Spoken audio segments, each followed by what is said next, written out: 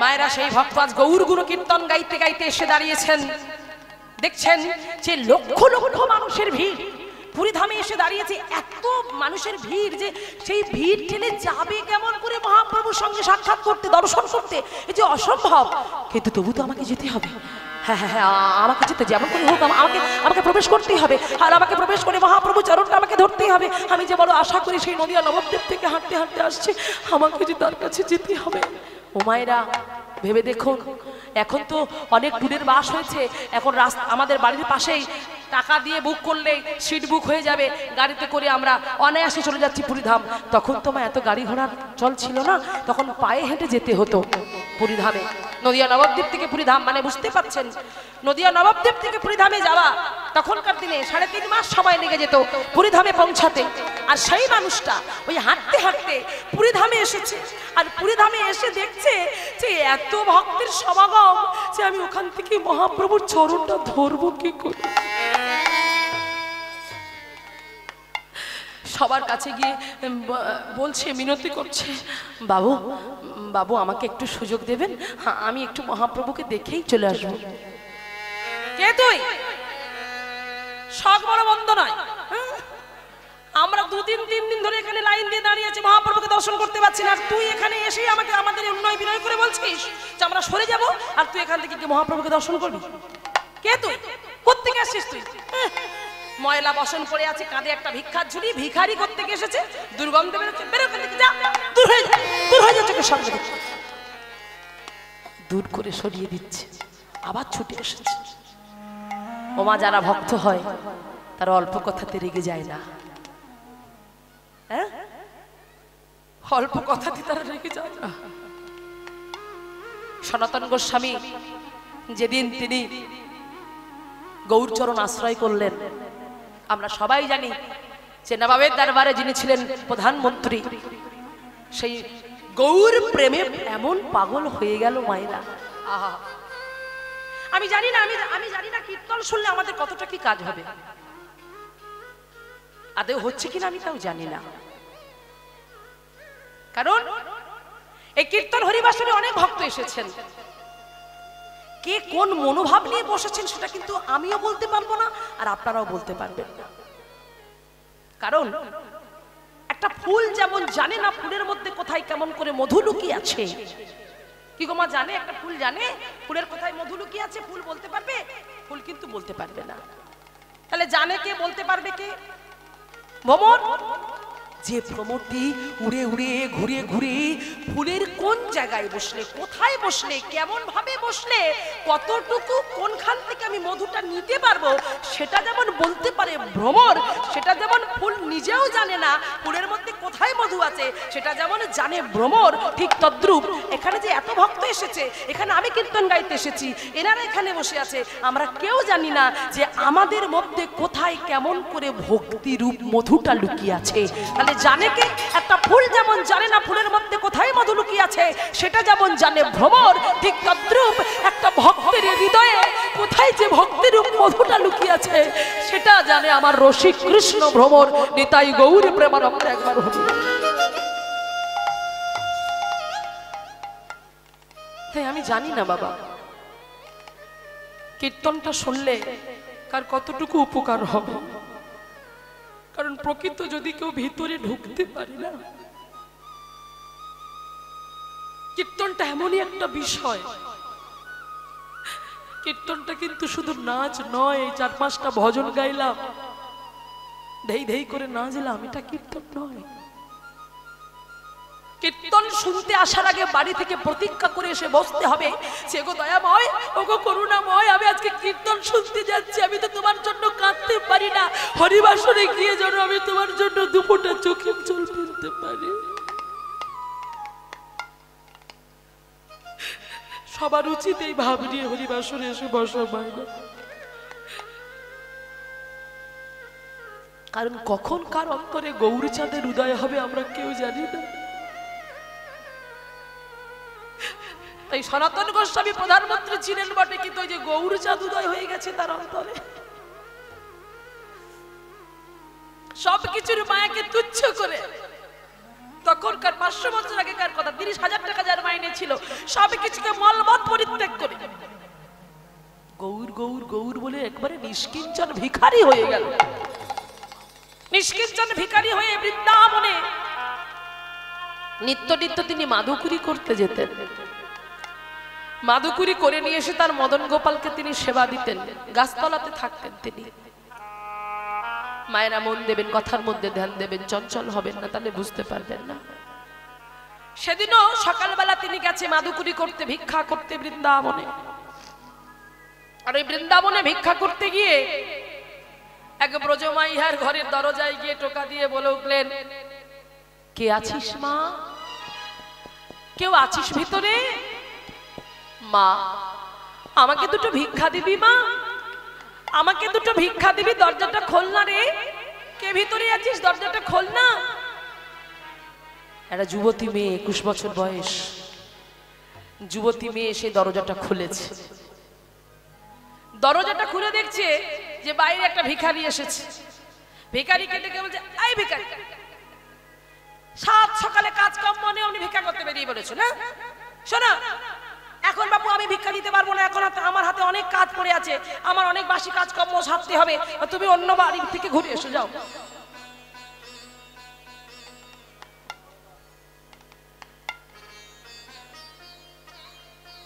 তুমি যাও যাও যাও, অন্য বাড়ি থেকে ঘুরে এসো, আমি এখন তোমাকে ভিক্ষা টিক্ষা দিতে পারবো না, যাও, আমার হাতে প্রচুর কাজ পড়ে আছে। তো সনাতন গোস্বামী তো ভক্ত ছিলেন, ওই যে আগে বলেছি দৈন্যতা। বৈষ্ণবের প্রথম লক্ষণ হলো দৈন্যতা, নিচু হও। কে তোমায় কি বললো না বললো, কে তোমায় মান দিল না দিল সেদিকে তুমি দেখো না, তুমি সবাইকে মান দাও, তুমি সবাইকে ভালোবেসো, কারণ তুমি বৈষ্ণব। নামটা বৈষ্ণব, তা বৈষ্ণব হওয়াটা খুবই কঠিন। শুধু তিলক সেবা করলাম, কণ্ঠে মালা নিলাম, এটাকে বৈষ্ণব বলে না। তোমার আচরণের সঙ্গে বুঝে যাবে তুমি বৈষ্ণব কিনা। তো যখন বারবার করে অপমান সূচক কথা বলছে, সনাতন গোস্বামী শুধু একটিবার বলছে, মারে দেখ, আমি তো ঘুরে ঘুরে অন্য ঘরেও যেতে পারতাম, অন্য বাড়িতে যেতে পারতাম, কিন্তু দেখ সেই ঘুরে ফিরে আমি প্রথমটাই তোর বাড়িতে এসেছি। তা তোর বাড়িতে যখন আমি একবার এসে পৌঁছে গেছি, তুই আমাকে ফিরিয়ে দিস না, তুই যা পারবি অল্প তোর যা আছে আমাকে তাই একটু দে, তোর কাছে প্রথম ভিক্ষাটা আমি নিই। কিন্তু মেয়েটা কি বলছে, আরে বাবু, আমি তো তখন থেকে বলছি এখন আমি ভিক্ষা দিতে পারবো না, আমার হাতে অনেক কাজ পড়ে আছে, দেখছো না বাসি কাজ কর্ম সারতে হবে, তুমি দুটো বাড়ি ঘুরে এসো না, তারপরে আমার কাছ থেকে ভিক্ষা নেবে। না রে মা, দে না, দে না মা, আমার সোনা মা, আমাকে দুটো ভিক্ষা দিয়ে দে, আমাকে ভিক্ষা দিলেই আমি চলে যাব, আমাকে দে না, আমি তবে রে। তখন থেকে শুধু ভিক্ষা ভিক্ষা ভিক্ষা ভিক্ষা এতবার করে বলছি, তুমি অন্য বাড়ি থেকে ঘুরে এসো, তারপরে আমি তোমাকে ভিক্ষা দেবো, তবু তুমি আমার কথা শুনছো না, দেখো আমি তোমার কি করি। এই বলে ভিক্ষা ভিক্ষা বলে করলেন কি, ও মা, ওই মেয়েটি 21 বছরের ওই যুবতী মেয়েটি কি করছিল, গোবর জল দিয়ে নাতা দিচ্ছিল। যে নাতা দিয়ে, যে কাপড়টা দিয়ে নাতা দিচ্ছিল, সেইটা নিয়ে ময়লা কাপড়, গোবর জল মাখানো কাপড়টা নিয়ে ছুঁড়ে মেরেছে। এই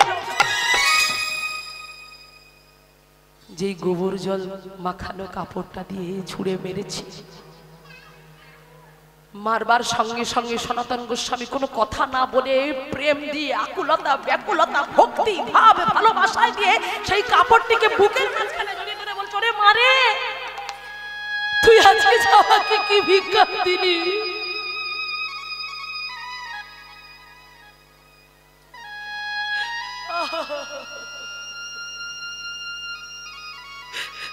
তুই নিজেও জানিস না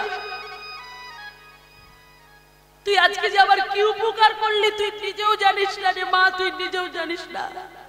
আমি তোকে আশীর্বাদ করছি। চমকে উঠলেন মেয়েটি। মেয়েটার চৈতন্য হলো, একটা একটা করে কাছে এগিয়ে গেল। সনাতন গোস্বামীও কাঁদছে, মেয়েটার চোখে জল ছলছল করে উঠলো। মেয়েটার অনুশোচনা হলো, হাই হাই, আমি কি করলাম, আমি মানুষটিকে মারলাম, আমি তাকে মারলাম, আমি তাকে অপমান করলাম, কোথায় উনি আমাকে অভিশাপ করবে, কোথায় উনি আমাকে দু চারটে কথা শোনাবে, আর তা না শুনিয়ে ওই গোবর মাখানো ওই কাপড়, ওই গোবর মাখানো নেতাটা নিয়ে বুকের মাঝখানে জড়িয়ে ধরে বলছে, আমি ওনার উপকার করেছি। এগিয়ে গেলেন, বাবা আমি তোমার কি উপকার করলাম বাবা, আমি তো তোমাকে আঘাত করেছি, আমি তোমাকে মেরেছি, আমি তোমাকে অপমান করেছি, আর তুমি বলছো আমি তোমার উপকার করেছি, আমি তোমার কি উপকার করেছি বলবে বাবা?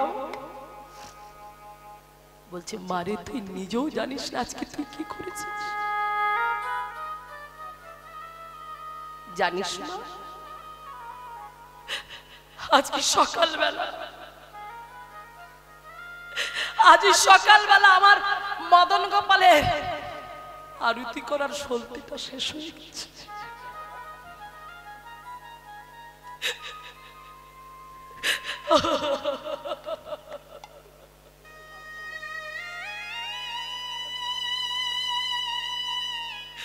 এগুলো ভক্ত না হলে হয় না মায়েরা। আমি কি করব জানিস? আজ আমি এই কাপড়টি নিয়ে গিয়ে এই গোবর মাখানো এই নেতাটি নিয়ে গিয়ে আমি ভালো করে যমুনার জলে ধৌত করে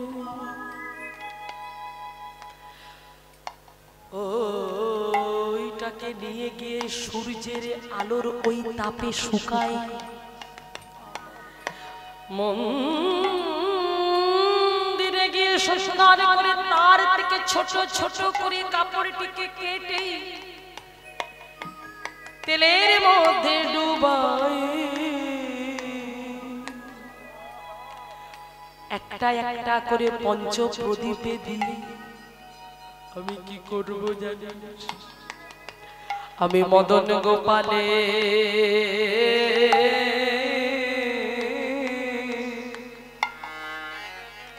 আরতি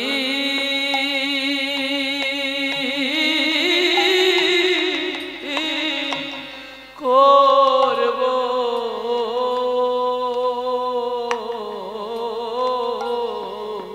ওলো ধ্বনি দিয়ে দাই বাবুরে প্রমাণ করে হরি বল।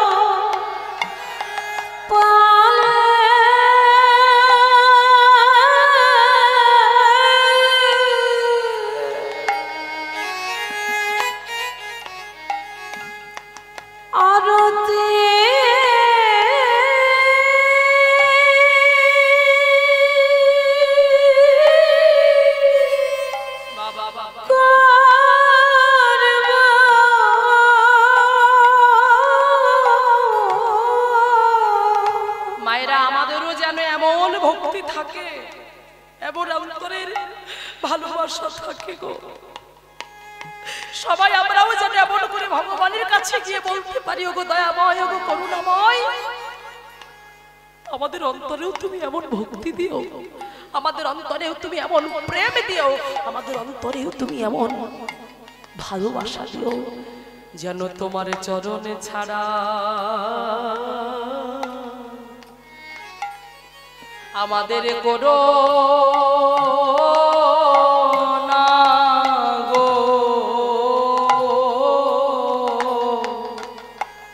আমাদের ওই চরণে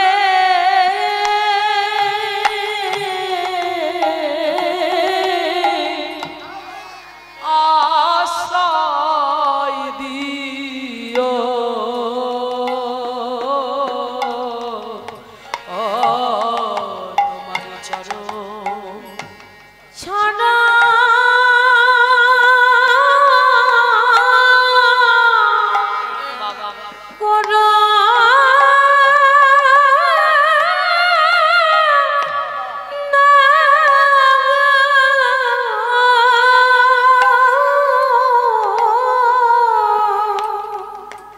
আমায় ওই চরণে আশ্রয় দিও, কত পতি চরণ পেয়ে উদ্ধার হলো।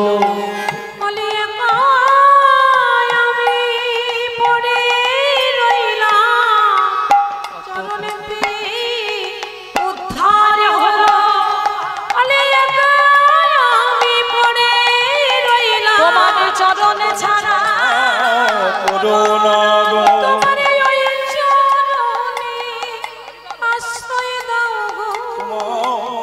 চরণ ছাড়া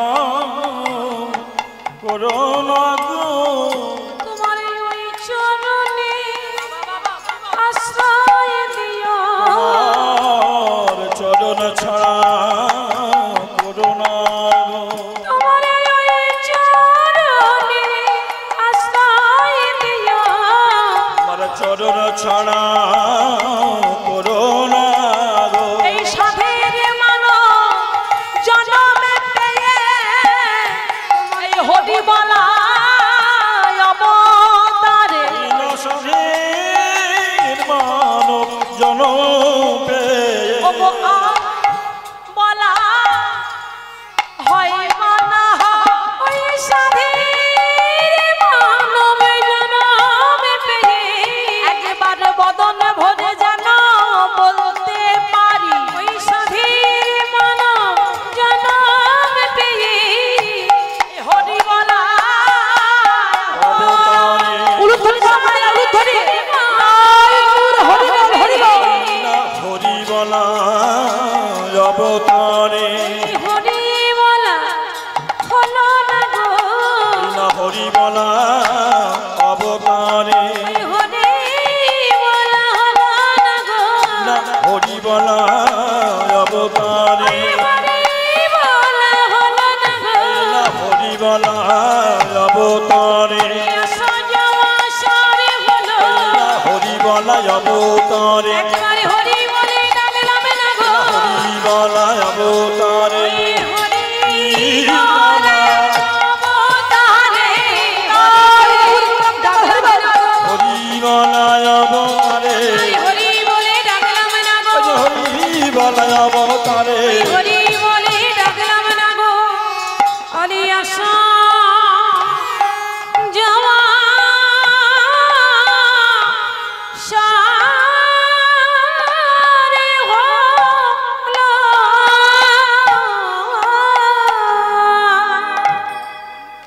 জয় রাধে। আরো একবার ঘোষণা করছি, যারা যারা দণ্ডি কাটবেন তারা এই মন্দির প্রাঙ্গণে অতি শীঘ্রই চলে আসুন। এবারে কিন্তু দণ্ডি কাটার কাজ শুরু হয়ে যাবে। সবাইকে বলছি, গ্রামবাসী বৃন্দকে বলছি, যারা যারা দণ্ডি কাটবেন, যাদের মানসিক আছে, তারা অতি শীঘ্রই এই মন্দির প্রাঙ্গণে চলে আসুন। জয় রাধে। তাই আজকে দেখুন মায়েরা, সেই জন্য বলছে যারা ভক্ত হয় তারা কখনো উগ্র হয় না, হ্যাঁ, তারা কখনো চঞ্চল হয় না। তাই যেই ছড়িয়ে দিল আবার ছুটে এসে চরণটা ধরে বলছে, বাবু একটিবার আমাকে যেতে দাও, একটিবার আমাকে যেতে দাও, আমি একটিবার মহাপ্রভুকে দর্শন করে আসি, আমি একটু দেখেই চলে আসবো, আমি যে অনেক দূর থেকে আসছি, আমাকে একটিবার যেতে দাও। এতবার করে যখন বলছে, সবাই মিলে করলো কি, এতবার করে ঠেলে ফেলে দিচ্ছে তবু হচ্ছে না, একে সবাই মিলে চাগিয়ে ওদিকে ফেলে দিলাম। সবাই মিলে ধরে ছুঁড়ে যখনই ফেলে দিল, তো পাথরে গিয়ে মাথাটা ঢুকে গেল, রক্ত বেরোতে শুরু করলো। চিন্তা করছে আর আমি ওই সাম্যদের কাছে যাব না, তা বলে আমি আমার মহাপ্রভুকে দেখবো না তা হবে না, আমি তাকে দর্শন করবোই, যে কোনো প্রকারে হোক আমি তার কাছে যাব। তবে আমি প্রার্থনাটা করব কোথায়? আজকে ছুটতে ছুটতে চলে গেল সেই ভক্ত কোথায় না সিংহদুয়ারে। সেই সিংহদুয়ারের কাছে গিয়ে সিংহদুয়ারের সামনে বসে নয়ন জলে বক্ষ ভাসিয়ে কাঁদতে কাঁদতে জগন্নাথ দেবের সামনে দাঁড়িয়ে বলে উঠল, লোক দয়াময় করুণাময়, তুমি কত লীলা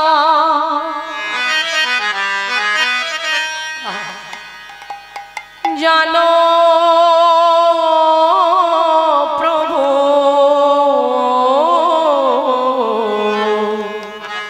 তোমার লীলার অন্ত নাই, তোমার লীলার অন্ত নাই, তুমি কত লীলা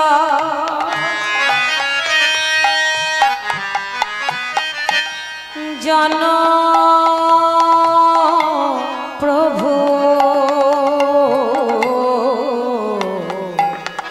তোমার লীলা অন্ত নাই, তোমার লীলার অন্ত নাই। তুমি কত লীলা জানো প্রভু, তোমার লীলার অন্ত নাই, তোমার কত লীলা, হ্যাঁ, কখন যে কার সঙ্গে তুমি কেমন লীলা করে বেড়াও কেউ জানে না। তুমি অনাদির আদি গোবিন্দ, আবার কখনো তুমি এত ছোট হয়ে গেছো, বামন অবতারে তুমি লীলা করলে কোথায়? বলি রাজার কাছে এক লীলা দেখালে, হ্যাঁ, বলি রাজার কাছে বামন অবতারে কিভাবে গেল? ছাতা নিয়ে দাঁড়িয়ে আছে সবার পিছনে। বলি রাজা দান ব্রত যজ্ঞ করছিলেন আর সেইখানে গিয়ে দাঁড়িয়েছে। সবাইকে যখন দান দেওয়া হয়ে গেল, সবার শেষে বামন অবতারে দাঁড়ালেন গুটি গুটি পাই। বলি রাজা বলল, কি বামন বলো তুমি কি চাও, আমি তোমাকে কি দিতে পারি? বলছে, আমাকে যদি দিতেই হয় তবে আপনি আমাকে ত্রিপাদ ভূমি দান করুন। হরিবল হরিবল মায়েরা। বলি রাজা হাসতে হাসতে পাগল হয়ে গেলেন। হ্যাঁ, এতটুকু মানুষ, এতটুকু বামন অবতারে বেটে সেটে মানুষ, সে এই ত্রিপাদ ভূমি নিয়ে কি করবে? সে কোথায় কাজে লাগাবে? তখন ভগবান বলি রাজাকে বললেন যে আমি যেটা বলছি আপনি সেটাই করুন, আমাকে ত্রিপাদ ভূমি দিলেই আমার হবে, আমার বেশি চাই না। বলছে, বেশ, আমি অঙ্গীকার করলাম, ওই ত্রিপাদ ভূমি আমি তোমাকে দান করব। ও মায়েরা, এখন বলি রাজা তো জানে না। ও মায়েরা, ফোল্ডিং ছাতা দেখেছো? ফোল্ডিং ছাতা দেখতে ছোট, কিন্তু সুইচ মারলে কি হবে? বড় আকার ধারণ করে। দেখতে ছোট হলে কি হবে? কাজ আছে। হরিবল। যেই ত্রিপাদ ভূমি বললেন, ঠিক আছে আমি ত্রিপাদ ভূমি তোমাকে দিলাম, নাও তুমি ত্রিপাদ ভূমি নাও। যেই বললেন, বলার সঙ্গে সঙ্গে কে বুঝবে তার লীলা খেলা? কে বুঝবে তার লীলা খেলা? স্বয়ং ভগবান ছিল, বামন বেটে ছিল। আর যেই বললেন ত্রিপাদ ভূমি নাও, তোমায় যতটুকু দরকার কোথায় কোথায় কিনেবে নিয়ে নাও, তখনই ওই বলি রাজার কথা শুনে স্বয়ং সম্পূর্ণ ভগবান অনাদিরাদি গোবিন্দ সর্বকারণের কারণাম ওই বেটে থেকে একেবারে ধীরে ধীরে ধীরে ধীরে ধীরে ধীরে ধীরে ধীরে ধীরে ধীরে কি হলো?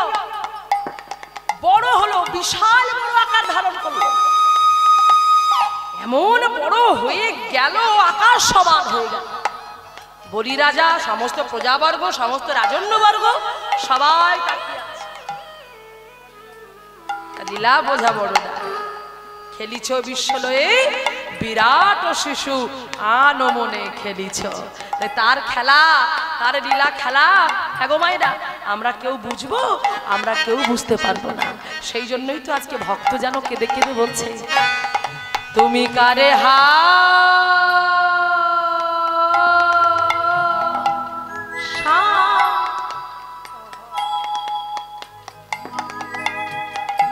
কারে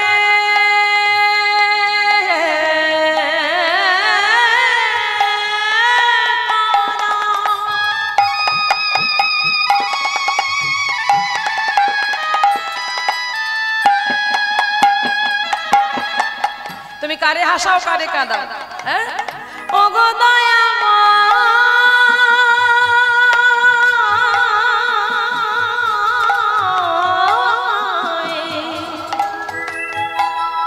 ওগো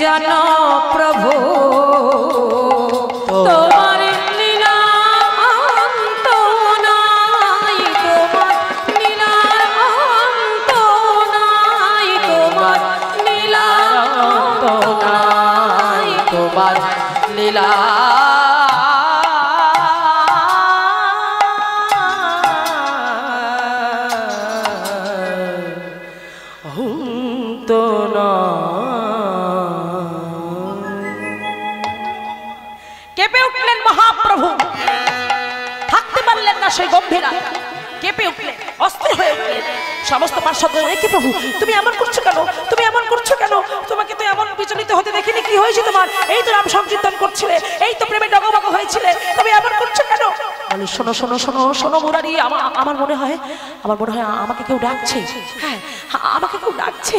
বলছে তোমাকে কে ডাকবে? হ্যাঁ, তবে অনেক ভক্ত এসেছে। না না না না না, ওই ভক্ত নয়, আমার জন্য অপেক্ষা করছে। হ্যাঁ হ্যাঁ, আমার জন্য অপেক্ষা করছে একজন। সে কে? কোথায় অপেক্ষা করছে? সে যে সিংহ দুয়ারে বসে বসে কাঁদছে। মায়েরা দেখুন, আমি আগে একটা কথা বলেছি, আর অন্তরে কোথায় ভক্তি আছে সেটা কিন্তু আমি বলতে পারবো না, আপনারাও বলতে পারবেন না। বলবে কি আমার রসিক কৃষ্ণ ভ্রমর। ওখানে অত লক্ষ লক্ষ ভক্ত ছিল, কারো ডাক ভগবানের কানে পৌঁছালো না। আর সেই কাঙাল ভিখারি কাঁধে ভিক্ষার ঝুলি নদিয়া নবদ্বীপ থেকে হাঁটতে হাঁটতে এসেছে, তাকে ফেলে দিয়েছে, মাথা থেকে রক্ত বের হচ্ছে। সে আর সিংহ দুয়ারে বসে বসে প্রার্থনা করছে ভগবানকে ডাকছে, থাকতে পারলো না। এই দেখুন, প্রার্থনা ডাক, ভগবানকে ডাকতে জানতে হয়। ভগবানের কাছে গিয়ে তুমি কেমন করে ডাকবে, কেমন ভাবে বলবে,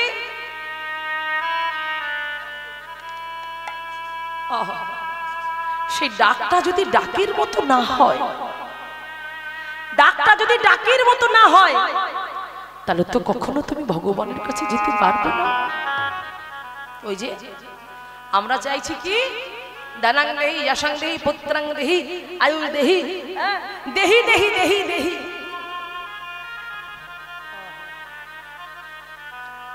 নমস্কার। এই সুভদ্রা দাস মণ্ডল এনার কীর্তন শুনিয়া, এই সুভদ্রা দাস মণ্ডলের যে দুজন এনাদের বুকিং করেছে, সেই সুন্দর নস্কর এবং সাগর নস্কর কীর্তন শুনে সন্তুষ্ট হইয়া 200 টাকা উপহার দিচ্ছে।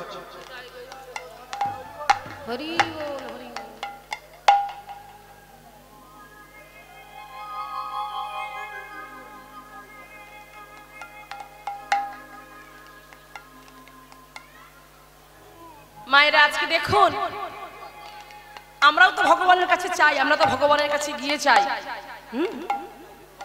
ভগবান আমাদের ডাক শুনতে পায় না, তাই না?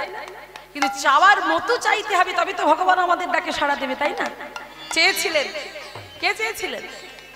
নরেন চেয়েছিলেন, যার সংসারে অভাব ছিল, অনটন ছিল, দুঃখ ছিল, জ্বালা ছিল।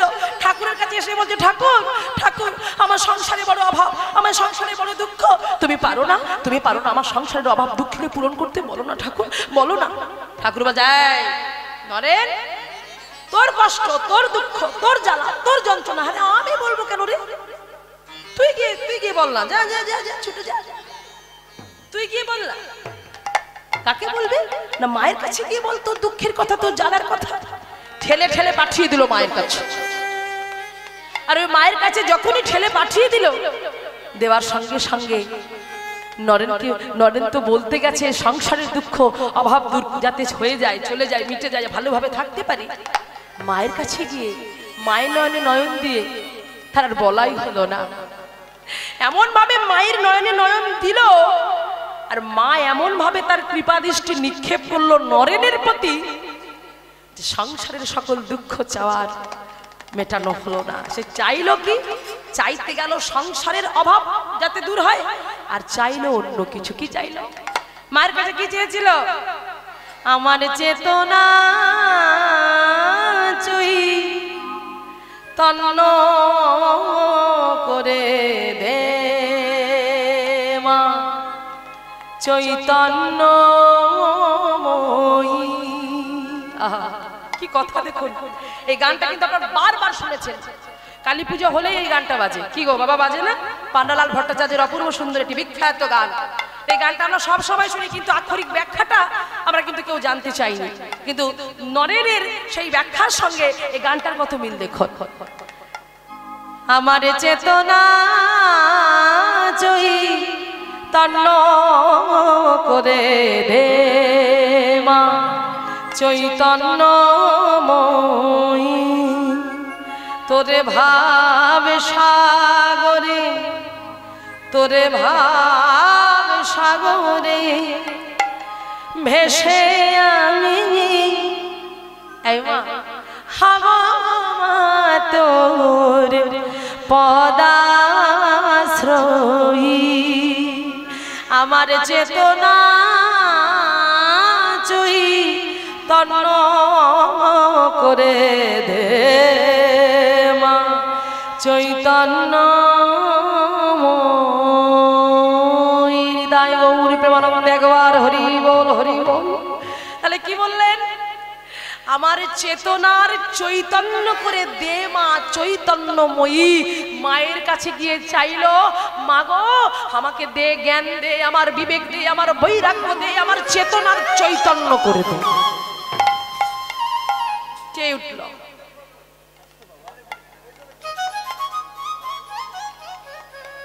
নরেন। তো ঠিক তেমন আমাদেরও যেন এমন চাওয়া পাওয়া থাকে, আমরাও যেন ভগবানের কাছে গিয়ে এমন করে বলতে পারি, তার কাছে গিয়ে এমন করে স্মরণ মনন করতে পারি, চোখে দয়াময় ওগো করুণাময়, আমাদের চাওয়া পাওয়াটাও যেন এমন থাকে। আর আজকে এমন চাইলো, এমন ভাবে কাকে চাইলো? কোনো অর্থ নয়, ধন সম্পদ চাইলো না, চাইলো গৌর হরি যেন আমি তোমার কাছে যেতে পারি। তাই সেই আশাটা মহাপ্রভু পূরণ করলো।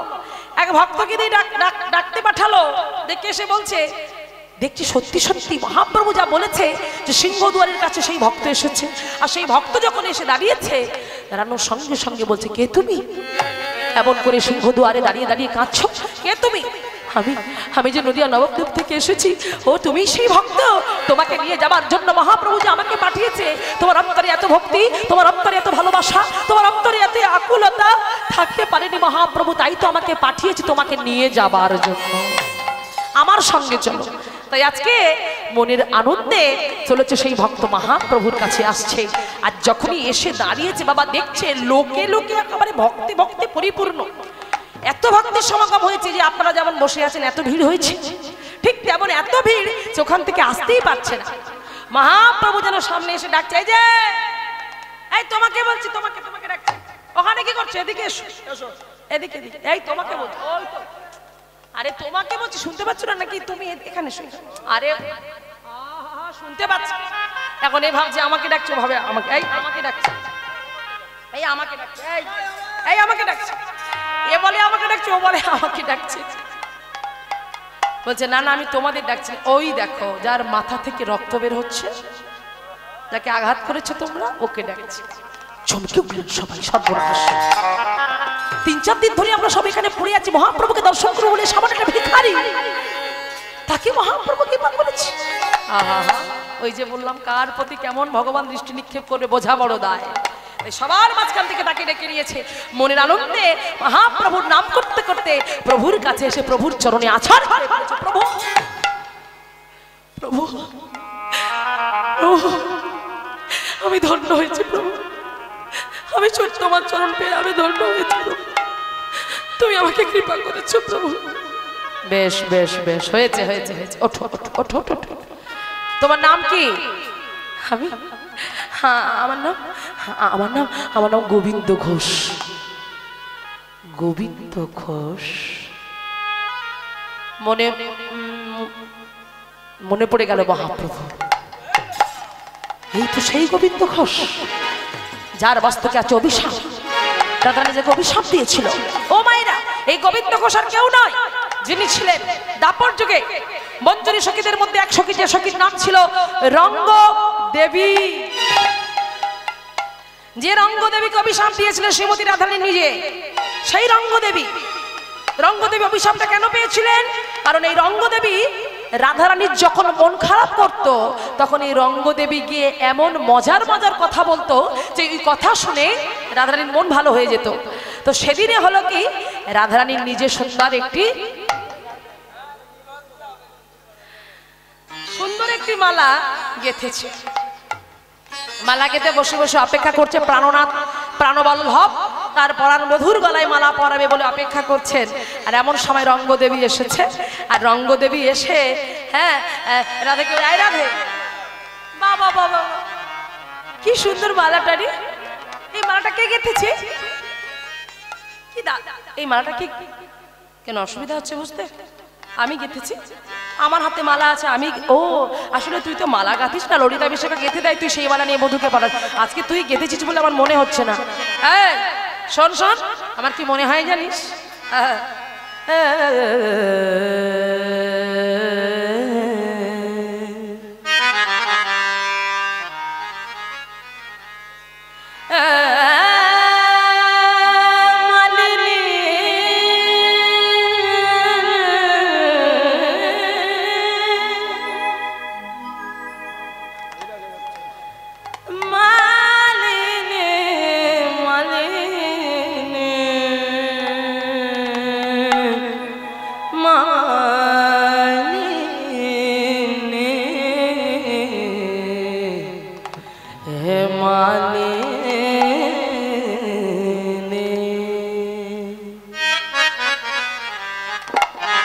রাগটা হলো পিলু রাগ।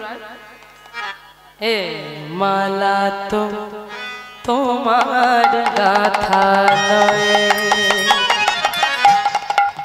এ মালিনী, এ মালা তো তোমার গাথা নয়, এ মালা তো তোমার গাথা নয়,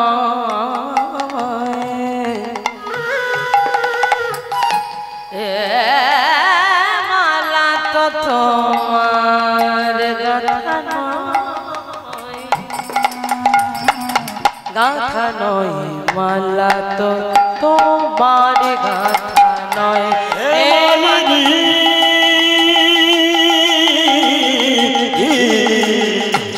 এ মালা তো তোমার গাথা নয়, এ মালা তো তোমার গাথা নয়।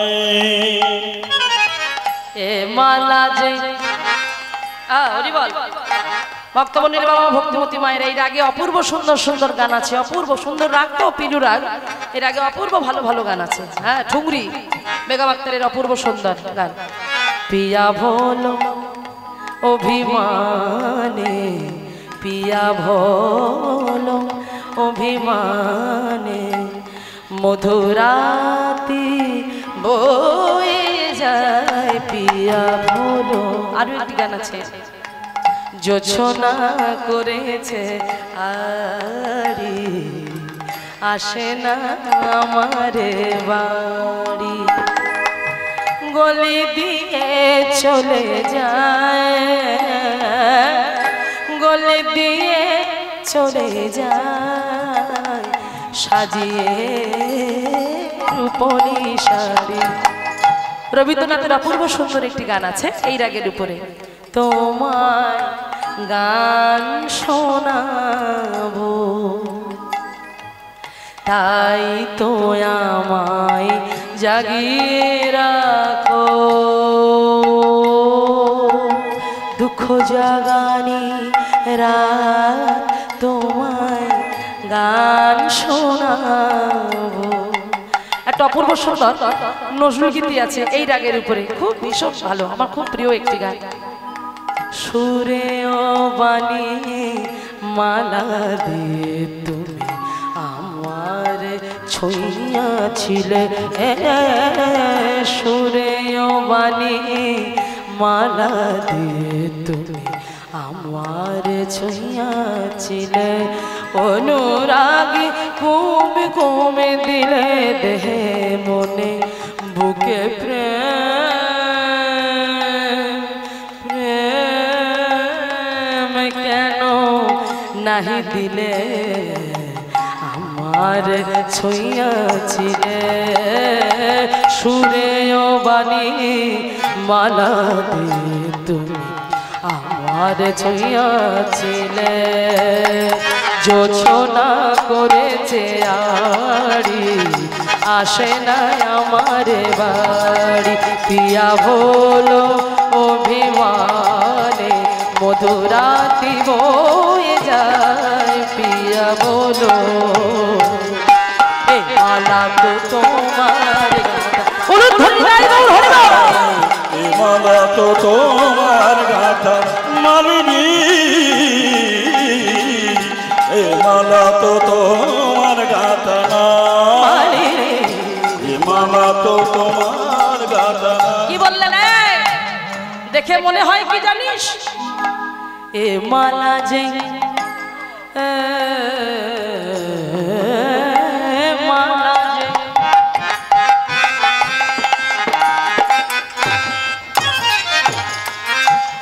কথা মালা,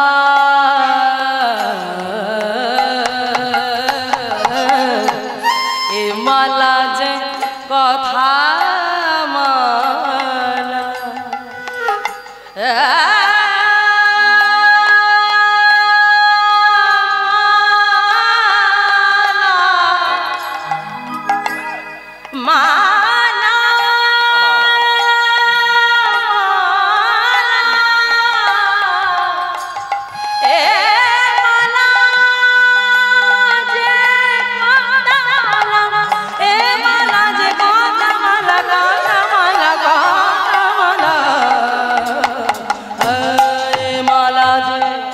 কথা মালা, সুরে সুরে সুরে সুরে সুরে সুরে সুরে সুরে কথা কয়, এ মালা তো তোমার হৃদয় গৌরী প্রেমানন্দ একবার হরি হরি বল হরি বল। মালা তো তোমার গাঁথা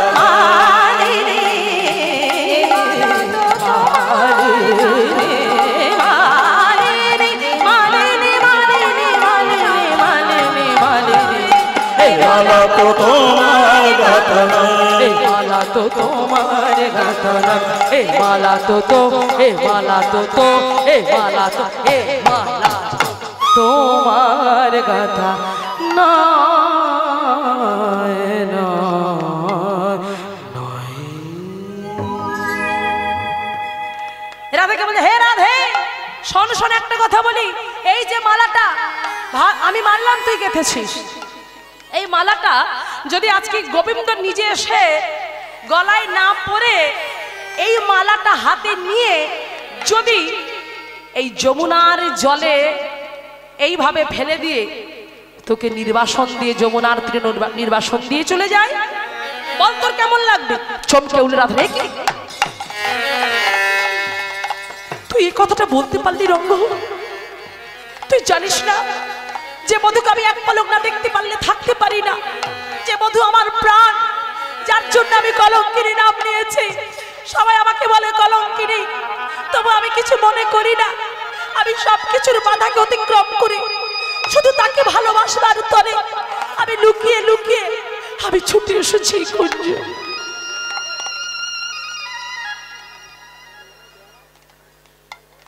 আমি পারছি না। মাগো একটা কথা জানবে, ভগবান আমাদের ঘরে আছে, তার কাছে যাবার সময় হয় না, তার কাছে যেতে পারি না। আজকে রাধারানীর কত কষ্ট দেখুন, কত জ্বালা দেখুন, কত যন্ত্রণা দেখুন। যে ঘরে থেকে নয়নে কাজল পড়লে সবাই বলে পাপ, দেখ দেখ দেখ এখনো কালাকে ভুলতে পারে না। যে ঘর থেকে কৃষ্ণ কথা বলা যায় না, কৃষ্ণকে পাওয়ার জন্য লুকিয়ে লুকিয়ে বনে বনে ঘুরে ঘুরে বেড়াচ্ছে সেই মেয়েটা। আর আমাদের ঘরে কৃষ্ণ আছে, আমরা তাকে ভালোবাসতে পারলাম না। চণ্ডীদাসের একটা পদ আছে না, হ্যাঁ, ওগো কানু হেন ধন যে করে হেলান,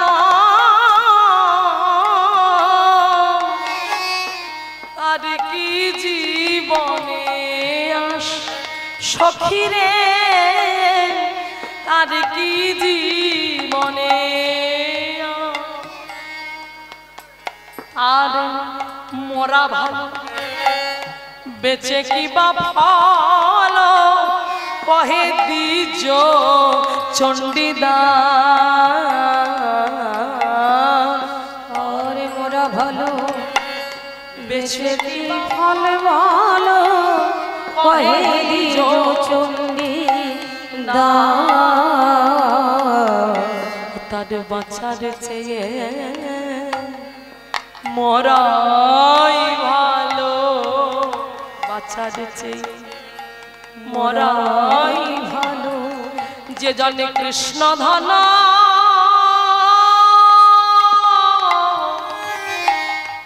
কৃষ্ণ ধন হেলা করে ওগো বেঁচে থেকে তার কি লাভে বলো, যে জনে কৃষ্ণ হেলা করে বেঁচে থেকে তার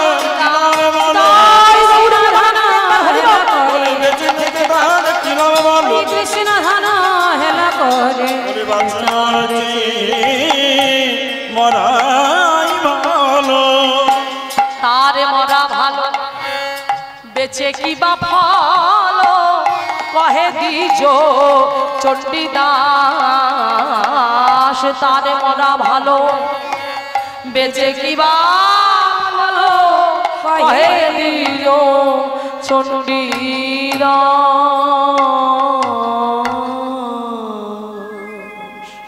তাই আজকে লক্ষ্য করে দেখুন বাবা, সেই রাধারানী আজকে এত কষ্ট দিয়ে যে কথাগুলো বলেছে, রাধারানীর এই জায়গাটা লেগেছে। রাধারানী চমকে উঠে বললেন, শোন রঙ্গ, আজকে যে কথা তুই আমাকে বলতে তোর এতটুকু বাঁধলো না? আমি তোকে অভিশাপ দিলাম, আমি তোকে অভিশাপ দিলাম, হ্যাঁ হ্যাঁ আমি তোকে অভিশাপ দিলাম। যে নির্বাসনের কথা তোর মুখ থেকে আজকে বের হয়েছে, আমি অভিশাপ দিলাম আগত কলিযুগে তুই হবে গোবিন্দ ঘোষ, আর আমার বধূ হবে স্বয়ং মহাপ্রভু গৌর হরি। একদিন এমনই একটা দিন আসবে না যে সেদিন আমার গৌর হরি, আমার গৌর সুন্দর তোকে সঙ্গে করে সন্ন্যাসীর নাম করে তোকে নিয়ে যাবে, কিন্তু তোকে সন্ন্যাসীর সঙ্গে হয়েও তোকে সঙ্গ নিয়েও তোকে এই বৃন্দাবনে তোকে নিয়ে যাবে না, তোকে ওই অগ্রদ্বীপের নদীর তীরে ওই নির্বাসন দিয়েই তবে আমার প্রভু একা একা যাবে। তাই গৌর প্রমানন্দ একবার হরি বল। তখন বুঝবি নির্বাসনের কি জ্বালা, কি যন্ত্রণা, কি কষ্ট। ভক্তমণ্ডলী বাবা আমার, ভক্তিমতী মায়েরা, তাই আজকে দেখুন মনে পড়ে গেল মহাপ্রভুর এই তাহলে সেই আমাদের রঙ্গদেবী যে কলিযুগে গোবিন্দ ঘোষ হয়ে এসেছে। এইবার দেখতে দেখতে কি হলো, আমার রথযাত্রা শেষ হয়ে গেল। আর যে রথযাত্রা শেষ হয়ে গেল, এইবারে মহাপ্রভু পার্শ্বদবর্গকে বলছে, শোনো শোনো পার্শ্বদবর্গ, আর এবারে আমাকে ধরে রেখো না, এবার আমি চলে যাব মধুময় সিধামে বৃন্দাবনে। যেই বললেন পার্শ্বদবর্গ বলছে, শোনো শোনো, বৃন্দাবনে তো যাবে প্রভু, কিন্তু আমরা তো তোমাকে একাকে ছাড়বো না, তাই আমরা চাই তুমি আমাদের মধ্য থেকে কাউকে একজনকে বেছে নাও। এমন সময় গোবিন্দ ঘোষ পাশে ছিল। গোবিন্দ বলছে, প্রভু আমি তোমার সঙ্গের সঙ্গী হব, আমি তোমার সঙ্গে সন্ন্যাসী হব, তুমি আমাকে তোমার সঙ্গে নাও, আর বিলম্ব করো না। প্রভুর মনে মনে চিন্তা হলো, আমি তো এটাই চাইছিলাম, কখনো তুমি একবার বলবে আমার সঙ্গে তুমি সন্ন্যাসী হবে। কারণ রাধা রানীর যে অভিশাপে তোমার মস্তকে আছে, সেই অভিশাপটা পূরণ করতেই হবে। তাই তো আজ গোবিন্দকে মহাপ্রভু নিজের সঙ্গে করে নিয়ে গেলেন বৃন্দাবনে যাবার নাম করে। আজ সেখান থেকে বিদায় নিয়ে মনের আনন্দে চলে যাচ্ছে বৃন্দাবনের পথে। এই ভক্তমণ্ডলী বাবা আমার, ভক্তিমতী মায়েরা, আমরাও যাবো আজকে মধুময় সুধাম বৃন্দাবনে। মায়েরা আমার, বাবারা, আপনার বৃন্দাবনে যাবেন তো? মায়েরা যাবেন তো? হ্যাঁ, ওই যারা যারা যাবেন একবার উলুধ্বনি করুন, নিতাই গৌর প্রেমানন্দে একবার হরি বল।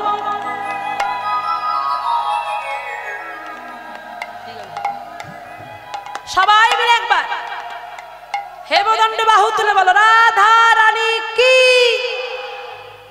রাধা রানী কি, শ্যাম সুন্দর কি, মদন মোহন কি, गिरिधारी की, गोपीनाथ की, बांके बिहारी की, निताई गौर प्रेमानंद एक बार हरि बोल हरि बोल हरि बोल।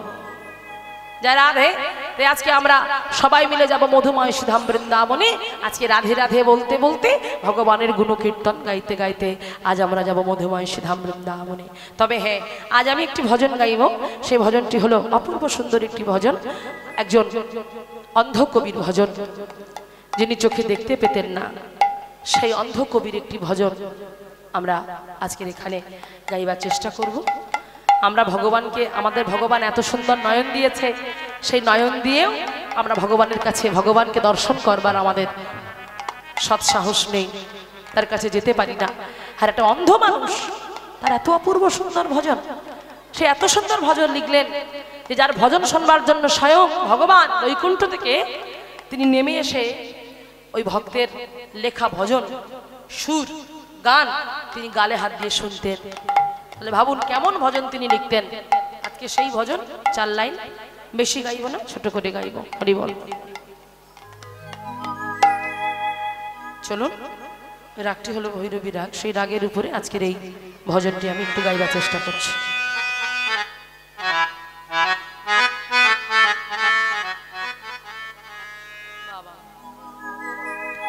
ধরনা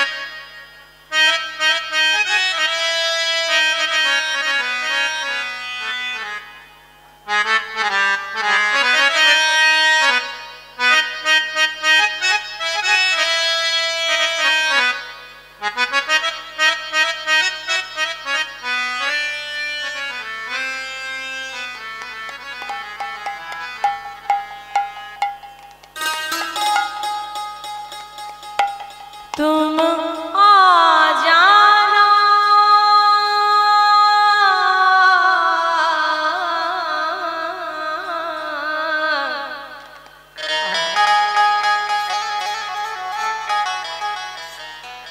ভজনটি গাইবার আগে একটা কথা বলি, না বললে অপরাধ হবে। আমি যে আজকে গানটা গাইছি, আজকে যদি সাউন্ডটা ভালো না হতো না, তাহলে গান গিয়ে আমি সুখ পেতাম না। কিন্তু আমরা কিন্তু সুরের একটু একটু আধটু সুর গাই, গান বাজনা করি, সুর ভালোবাসি। তো তার জন্য বলছি, মাইক্রোফোন যদি ভালো না হতো, সাউন্ড যদি ভালো না হতো, আমি কিন্তু গাইতে পারতাম না। শুধু সাউন্ড ভালো হলে হবে না, সাউন্ড তো ওর কথা বলে না, ওর তো হাত পা নেই। যিনি চালাচ্ছেন, মানে যিনি অপারেটিং করছে, সে যদি ভালো না হয়, তাহলে কিন্তু আমরা সুখ পেতাম না। সাউন্ডটা খুব ভালো হচ্ছে, আমার দাদা ভাই ভীষণ ভালো করে বাঁধছে, তবে শ্রীখোলটা একটু ভালো করে বাঁধতে হবে, তাতে আরো সুন্দর হবে। হরিবল। তো সেই জন্য বলছি, আমি ভগবানের কাছে প্রার্থনা করব দাদা ভাইয়ের শরীর, মন, ব্যবসা যেন সব ভালো থাকে। নিতাই চাঁদ যেন কৃপা করে। নিতাই গৌর প্রেমানন্দে একবার হরিবল হরিবল।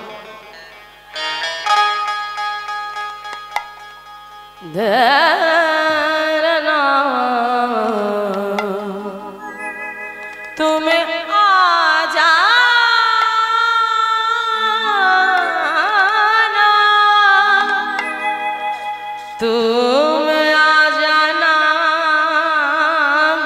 কথাগুলো কি বলছে শুনুন, হিন্দি কথা তো, বাংলায় ভেঙে আমি বলার চেষ্টা করব। ভগবান ভগবান তুমি জানা ভগবান,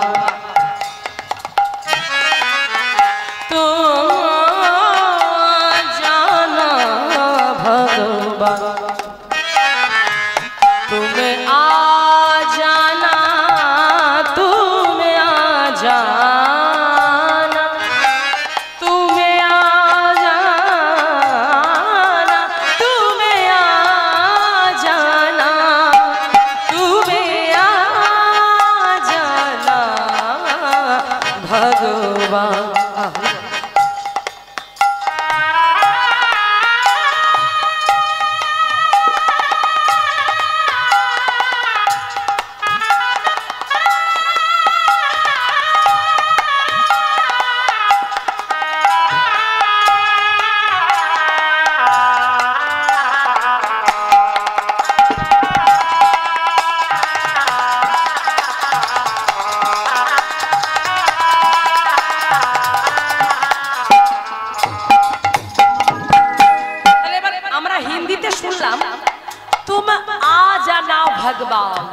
এবার বাংলায় কি হবে ওটা? হ্যাঁ, বাহ। তুমি এসো না ভগবান, তুমি এসো না ভগবান,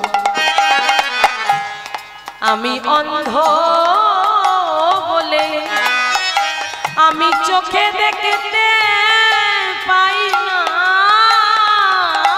বলে, ওগো দয়ামা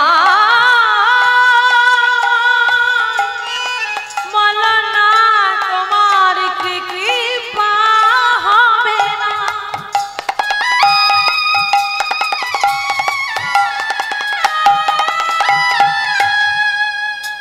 কি বললেন?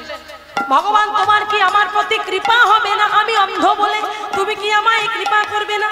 বাবা, এই এমন একজন মানুষ ভক্তকবি সুরদাস, যার জীবনী একটু শুনুন, ছোট করে বলি যে ভক্তকবি সুরদাস এক সময় থাকতেন, তিনি গুজরাটে তার জন্ম, কিন্তু তিনি থাকতেন ভক্তিমার্গের পথে চলে আসার পথে তিনি নিধুবনে এসে কিছুদিন ছিলেন। তো নিধুবনে যখন তিনি থাকতেন, এই ভক্তকবি সুরদাস নিত্য নিত্য প্রতিদিন নিধুবনে রাধা গোবিন্দের আরতি দর্শন করতে যেতেন। তো এই আরতি দর্শন করতে যেতেন বলে ওখানকার যে সমস্ত ভক্তরা ছিল তাদের মনে একটা প্রশ্ন দানা বাঁধলো যে যে মানুষটা চোখে দেখতে পায় না, যে অন্ধ, তবে সে কেন রোজ রোজ এই আরতি কীর্তন দর্শন করতে আসে? সে তো চোখে দেখতে পায় না, তবে কি আশায় সে এখানে আসে? তাই ওদের একদিন মনে প্রশ্ন জাগলো যে এই কথাটি আমরা একবার জিজ্ঞাসা করব। তো চোখে দিয়ে দেখতে পাই না, সে কি করতে রাধা গোবিন্দকে দেখতে আসে, দর্শন করতে আসে? তাই সেদিনও বাবাজি আমার মন্দিরে প্রবেশ করলেন, রাধা গোবিন্দের আরতি কীর্তন দর্শন করবেন। এমন সময় কয়েকজন ভক্ত মিলে ঘিরে দাঁড়িয়ে বললেন, বাবাজি, ও বাবাজি, বাবাজি তুমি তো চোখে দেখতে পাও না গো, তবে তুমি রোজ রোজ কি আশায় এখানে আসো? তুমি তো রাধা গোবিন্দকে দেখতেই পাবে না, তাহলে তোমার এখানে এসে লাভটা কি? ভক্ত কবি বললেন, আমি চোখে দেখতে পাই না তো কি হয়েছে? বলছে আমি চোখে দেখতে পাই না তো কি হয়েছে? আমি যাকে দেখবার জন্য ছুটে আসি তারা তো আমায় দেখতে পাও। আমার চোখ নেই তো কি হয়েছে? আমি যাদের দেখবার জন্য ছুটে আসি তাদের চোখ আছে, তারা আমায় দেখতে পায়, তারা দেখলেই আমারে দেখা হবে, আমার আর নূতন করে চোখের প্রয়োজন নাই। এই সেই ভক্ত যার এমন প্রেমে, যার এমন অনুরাগ, তিনি একটা দুটো ভজন লেখেনি, শোনা গেছে 33,000-এর বেশি তিনি ভজন লিখেছেন। এই সেই ভক্ত কবি যার ভজনের এমন প্রাণ ছিল, এমন আকুলতা ছিল, এমন ব্যাকুলতা ছিল। হিন্দি গান হলে কি হবে, হিন্দি ভজন হলে কি? হ্যাঁ, ভজন শুনুন, এইরকম ভজন শুনবেন, এইরকম ভজন আমাদের শুনতে হবে, যে ভজন শুনলে আমাদের হৃদয় পরিষ্কার হবে, আমাদের হৃদয়টা সুন্দর হবে। হ্যাঁ, এখানে কি বলছে, তুমি আজানা ভগবান, তুমি এসো না ভগবান। मैं दुआर खुल कर बैठा हूँ, मैं दुआर खुल कर बैठा हूँ, मैं दुआर खुल कर बैठा हूँ। কি বললেন? হিন্দিতে বলছে मैं दुआर खुल कर बैठा हूँ, মানে কি? আমি দুয়ার খুলে বসে আছি। কোন দুয়ারের কথা বলছে মায়েরা? রান্নাঘরের দুয়ার, ঘরের দুয়ার, ঘরের দরজা রান্নাঘরের দরজা নয়। কোন দুয়ার? আমি মনের দুয়ার খুলে বসে আছি, আমি হৃদয় দুয়ার খুলে বসে আছি। আমি যে তোমার জন্য হৃদয় দুয়ার খুলে রেখেছি, আর পেতে রেখেছি শান্তি নিকেতনের একটি আসন, পবিত্র আসন। আমার হৃদয় সিংহাসনে কখন আসবে, কখন এসে বসবে, আমি তোমার ওই রাঙা চরণে সেবা করব। হরিবল হরিবল। মায়েরা, চিন্তাগুলো দেখুন। লালা বাবুকে একবার ভগবান স্বপ্নে দেখা দিয়ে বলেছিল, লালা আমার জন্য তুই একটা মন্দির তৈরি করে দিবি লালা। হরিবল। সেদিন লালা বাবুকে স্বপ্নে দেখা দিয়ে প্রভু যখন বললেন, লালা বাবু বললেন, ওগো দয়াময়, ওগো করুণাময়, আমি যে তোমার জন্য মন্দির তৈরি করব, সেই মন্দির তৈরি করতে গেলে তো অনেক টাকা পয়সা লাগবে। আমি তো এখন নিষ্কিঞ্চন, আমি ভিখারি, আমি অত টাকা পয়সা কোথায় পাবো তোমার জন্য মন্দির তৈরি করব? ভগবান মৃদু হেসে বলেছিল, লালা রে,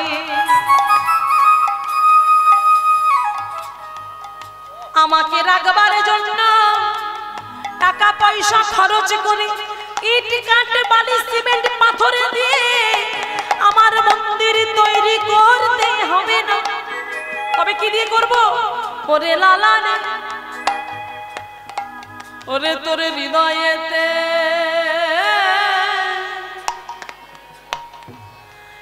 তোর হৃদয়েতে আমার জন্য একটা মন্দির তৈরি করে দে।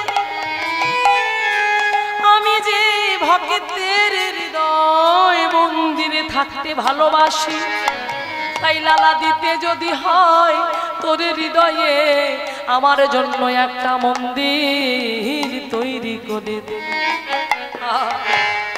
আমি ভক্ত হৃদয়ে বড়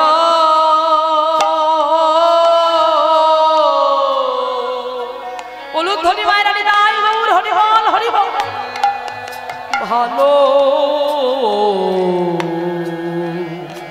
ও বাসি ভক্তের হৃদয় মান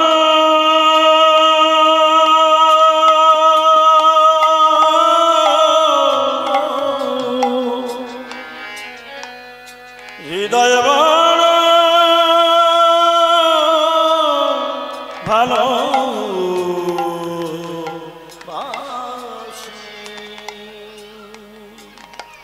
নমস্কার।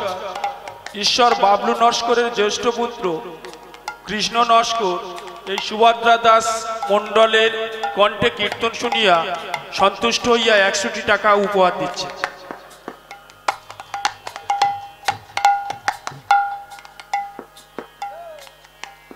ভক্তের হৃদয় বন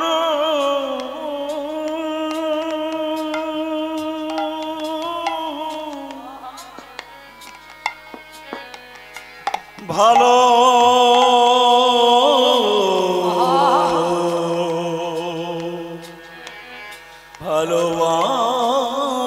ভালোবাসি আমি ভক্ত ছাড়া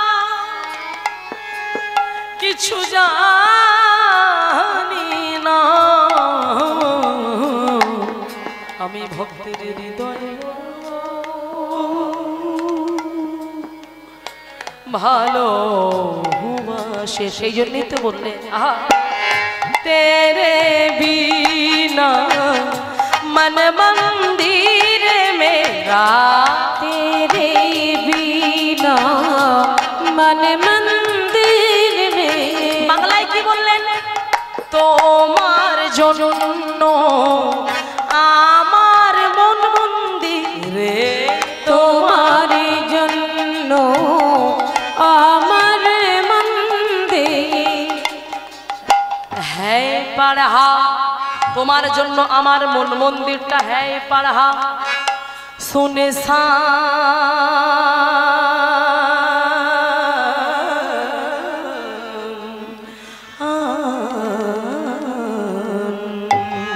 তোমার জন্য আমার মন মন্দিরটা শুনশান হয়ে আছে, শূন্য হয়ে আছে। তুমি এসো দয়াল, তুমি কৃপা করে আমার হৃদয় মন্দিরে এসো। তোমাকে যেন আমি সেবা করতে পারি, তোমাকে যেন ভালোবাসতে পারি, তোমাকে যেন পূজা করতে পারি। তুমি জানা ভগবান, তুমি জানা, তুমি জানা, তুমি জানা, তুমি জানা, তুমি जाना भगवान।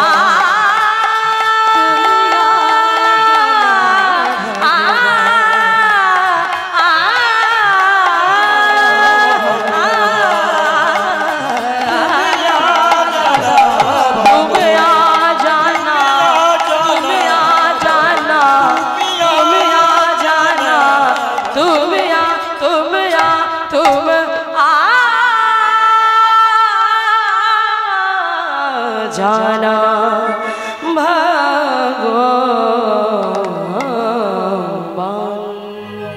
प्रेम से बोलो राधा रानी की। सुंदर की मदन मोहन की गिरि गोवर्धन की वृंदावन धाम की सकल भक्त वृंद की हृदय गौर प्रेमानंदे একবার হরি বল হরি বল হরি বল। তাই আজকে তাই মা গো বৃন্দাবনে যাবে বলে যখনই বৃন্দাবনের গান গাইতে গাইতে চলে গেলেন এমন সময় অনেকটা দূর পৌঁছে গেছে। কোথায় পৌঁছালো? ওমা দেখতে দেখতে দেখতে দেখতে পৌঁছে গেল অগ্রদ্বীপের নদীর তীরে। নদীর তীরে সেই অগ্রদ্বীপের নদীর তীরের কাছে এসে মহাপ্রভুর মনে পড়ে গেল এই তো সময় এসেছে নির্বাসন দেওয়ার। তাই হঠাৎ করে মহাপ্রভু আমার গোবিন্দ ঘোষকে বলছে, গোবিন্দ আর পারছি না গোবিন্দ, একটু বিশ্রাম করে গেলে ভালো হতো। ও প্রভু কষ্ট হচ্ছে, আচ্ছা বেশ বেশ বেশ আমরা না হয় এখানে একটু বিশ্রাম করে যাই, আসুন।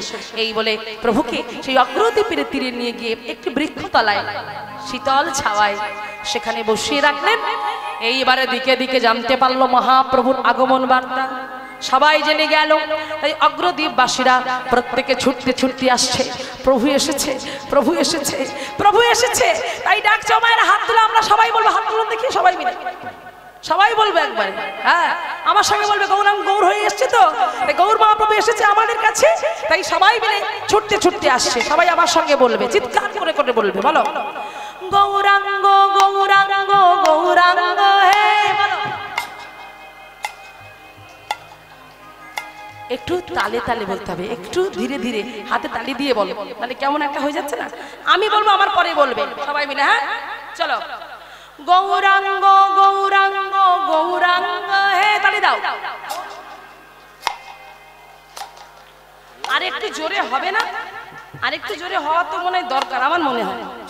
আমার বাবার একটু জোরে জোরে বলো না, কেউ বলছে না, একটু জোরে জোরে বলতে হবে তো, গৌর হরির জন্য, আমার জন্য না। যেটা তো বলতে পারবে ততই তার লাভ হবে, আমার লাভ হবে না। চিত্রগুপ্ত খাতা নিয়ে রেডি হয়ে বসে আছে, কে কি বলছে কি কি করছে সব ওখানে হচ্ছে নথিভুক্ত। এই সবাই বলো একসঙ্গে, বাজনা বন্ধ। আমি বলবো, আমার মায়েরা বলবে, আমার বাবারা বলবে, দাদা ভাইরা বলবে, সবাই বলো গৌরাঙ্গ গৌরাঙ্গ গৌরাঙ্গ হে, বলো গৌরাঙ্গ গৌরাঙ্গ গৌরাঙ্গ হে,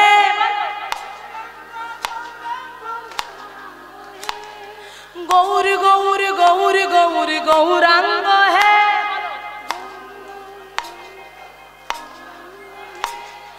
গৌর গৌর গৌর গৌর গৌরাঙ্গ হে।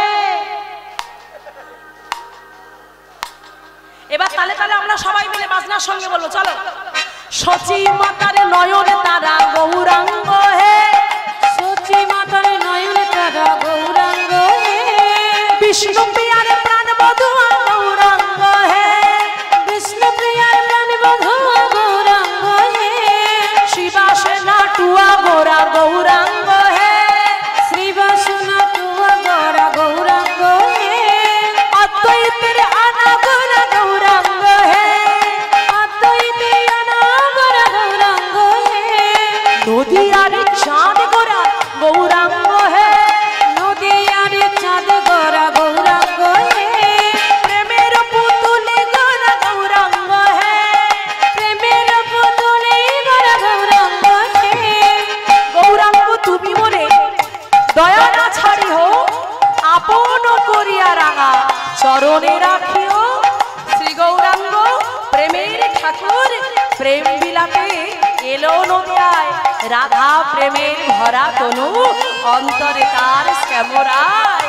গৌরাঙ্গ আমার গৌরাঙ্গ যদি নাহি হতো কেমনে হইতো, কেমনে ধরিতাম দে শ্রী রাধার মহিমা, প্রেম রস সীমা জগতি জানা তোকে। গৌরাঙ্গ গৌরাঙ্গ গৌরাঙ্গ হে, গৌরাঙ্গ গৌরাঙ্গ গৌরাঙ্গ হে, গৌর গৌর গৌর গৌর গৌরাঙ্গ হে, গৌর গৌর গৌর গৌর গৌরাঙ্গ হে, প্রেমের পুতুলি গোরা গৌরাঙ্গ হে, প্রেমের পুতুলি গোরা গৌরাঙ্গ হে, নদিয়ারে চাঁদ গোরা গৌরাঙ্গ হে, নদীয়ার চাঁদ গোরা গৌরাঙ্গ হে, কলিযুগে ধর্ম হলো নাম সংকীর্তন, চারি যুগে চারি ধর্ম জীবের কারণ। হতএব কলিযুগে নাম যজ্ঞ সার, আর কোন ধর্ম কইলে না হইবে পার। রাত্র দিনে নাম লাও খাইতে শুইতে, ইহার মহিমা বেদে নাহি পারে দিতে। গৌরাঙ্গ গৌরাঙ্গ গৌরাঙ্গ হে, গৌরাঙ্গ গৌরাঙ্গ গৌরাঙ্গ হে, গোড়া গোড়া গোড়া গোড়া গৌরাঙ্গ হে, গোরা গোরা গোরা গোরা গৌরাঙ্গ হে, প্রেমের পুতুলি গোড়া গৌরাঙ্গ হে, প্রেমের পুতুলি গোরা গৌরাঙ্গ হে, শচী মাতার নয়ন তারা গৌরাঙ্গ হে। সচি মাতার নয়ন কানা গৌরাঙ্গ হে। শোনো মিশ্র, কলিযুগে নাই তব যোগ্য, যে জানে কৃষ্ণ ভজে তার মহাভাগ্য। সাধিতে সাধিতে যবে প্রেমাঙ্কুর হবে, সাধ্য সাধন বস্তু সে জানিবে সে তবে। তাই সবাই মিলে একবার বদন ভরে বলো, হরে কৃষ্ণ কৃষ্ণ কৃষ্ণ হরে হরে, হরে রাম রাম রাম হরে হরে। হরে কৃষ্ণ কৃষ্ণ কৃষ্ণ হরে হরে, হরে রাম রাম রাম হরে হরে। হরে কৃষ্ণ কৃষ্ণ কৃষ্ণ হরে হরে, হরে রাম রাম রাম হরে হরে। হরে কৃষ্ণ উলুদা উলুদা উলুদা হরে হরে, হরে রাম রাম রাম হরে হরে। হরে কৃষ্ণ কৃষ্ণ কৃষ্ণ হরে হরে, হরে রাম রাম রাম হরে হরে। হরে কৃষ্ণ হরে কৃষ্ণ হরে হরে, হরে রাম রাম রাম হরে হরে। হরে কৃষ্ণ কৃষ্ণ হরে হরে, রাম রাম হরে হরে।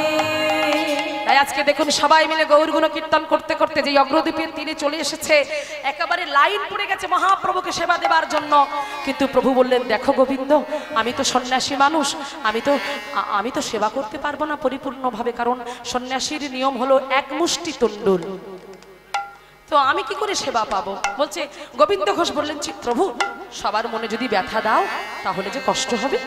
আমার মনে হয় কি, এরা যারা এসেছে এদের প্রত্যেকের পাত্র থেকে অল্প অল্প করে তুমি কিছু নাও, নিলে কি হবে, ওরা আর অখুশি হবে না, ওরা খুশি হয়ে ফিরে যাবে, ওদেরকে কষ্ট দিও না। ঠিক আছে গোবিন্দ, তুমি যখন বললে আমি তাই করব। তাই বলে আজ আমার মহাপ্রভু প্রত্যেকের পাত্র থেকে এতটুকু করে অল্প অল্প করে কিছু কিছু নিয়ে তিনি গ্রহণ করলেন।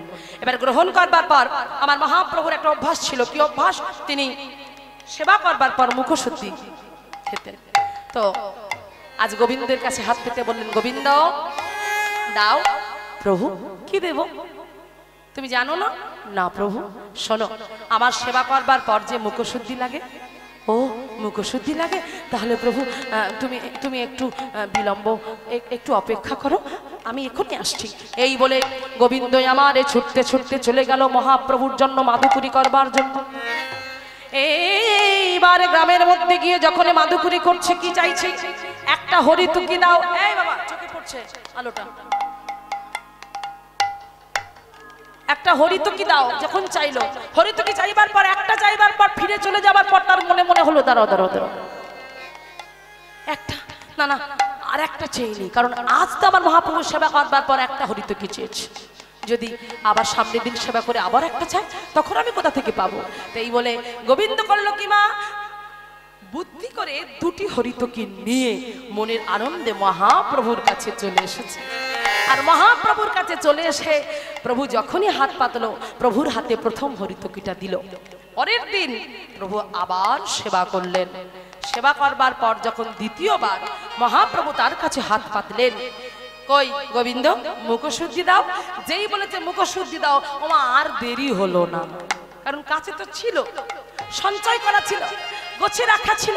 তাই মহাপ্রভু চাইলো সঙ্গে সঙ্গে বের করে মহাপ্রভুর হাতে দিয়ে বললেন, সে প্রভু এই নাও মুখশুদ্ধি। এইবারে যখন প্রভুর হাতে মুখশুদ্ধিটা দিয়ে দিল,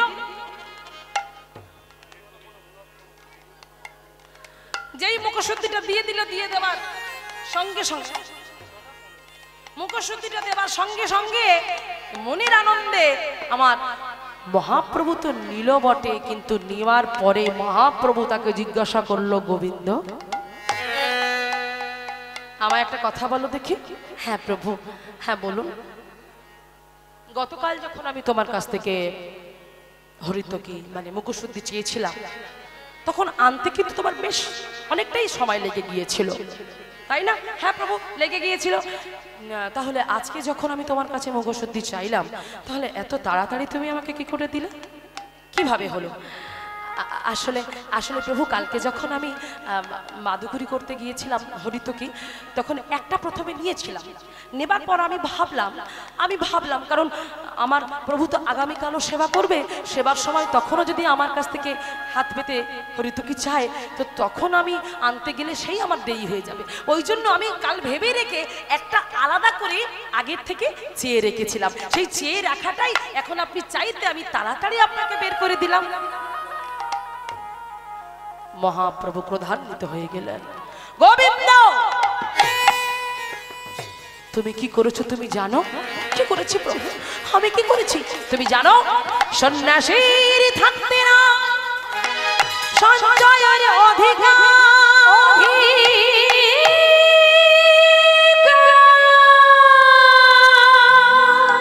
না না না, কাজ তুমি ভালো করো নাই, তুমি করেছো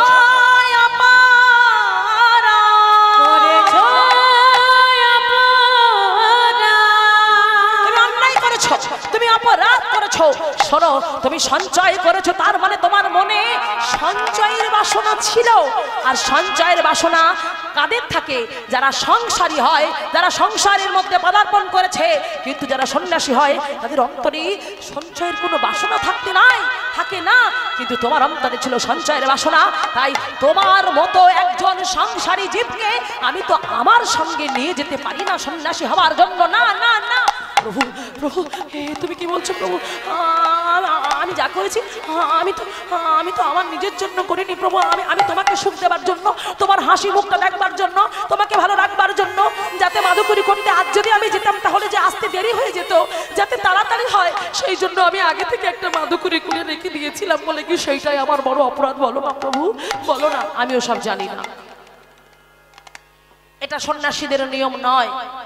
এই মনের মধ্যে বাসনাগুলো তাদের থাকে যারা সংসারী হয়। কিন্তু তুমি যেটা করেছো সেটা অন্যায় কাজ করেছো, অপরাধ করেছো। তাই তোমার মতো একজন বিষয়ে বাসনায় পরিপূর্ণ একজন সঞ্চয়কারী মানুষকে আমি আমার সঙ্গে কিছুতেই নিয়ে যেতে পারবো না। না প্রভু না, তুমি এমন করে বলো না, তুমি এমন করে বলো না। আমি তোমার দুটো পায়ে পড়ি, তুমি আমাকে ছেড়ে যেও না প্রভু, তুমি আমাকে ছেড়ে যেও না। তুমি আমাকে যা বলবে আমি তাই করবো, তুমি আমাকে যা শাস্তি দেবে আমি তাই মাথা পেতে নেবো, কিন্তু তুমি আমাকে ছেড়ে যেও না। মহাপ্রভু মনে মনে চিন্তা করলেন, আমার যে কিছু করার নেই গোবিন্দ। এই যে রাধা রানীর অভিশাপ তোমার মাথায় লেগেছে, সেই অভিশাপ তো পূরণ করতেই হবে। তাই ওই গোবিন্দ ঘোষকে রেখে দিয়ে মহাপ্রভু আমার ছুটতে ছুটতে ছুটতে ছুটতে চলে গেল। চিৎকার করে বললেন, প্রভু প্রভু,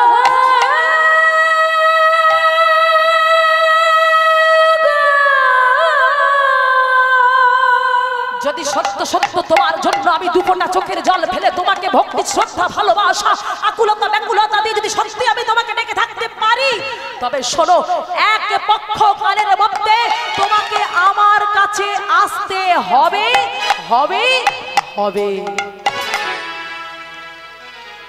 15 দিনের মধ্যে তোমাকে আমার কাছে আসতে হবে প্রতিজ্ঞা করলেন। সেই ভক্ত নয়ন জলে বক্ষ ভেসে যায়। ওই অগ্রদ্বীপের তীরে একটা ছোট্ট তালপাতার কুঠির নির্মাণ করে সেই কুঠিরের মধ্যে বসে বসে গৌর হরিকে ডাকে। গৌর ছাড়া কিছু জানে না, গৌর ছাড়া কিছু চেনে না। গৌর গৌর গৌর হে গৌর গৌর গৌর হে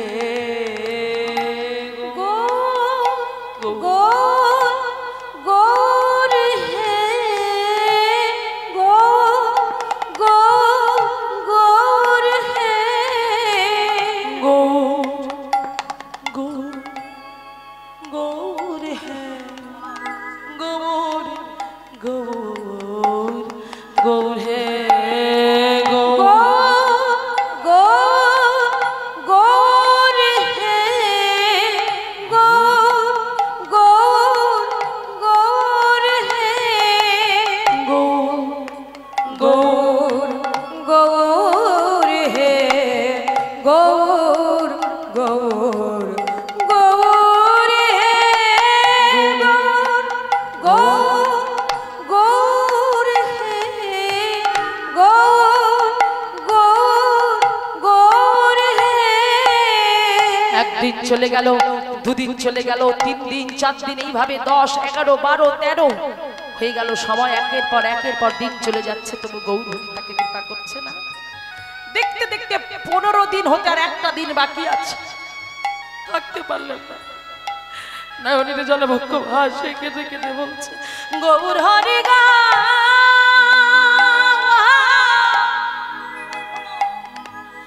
দেখা দেখা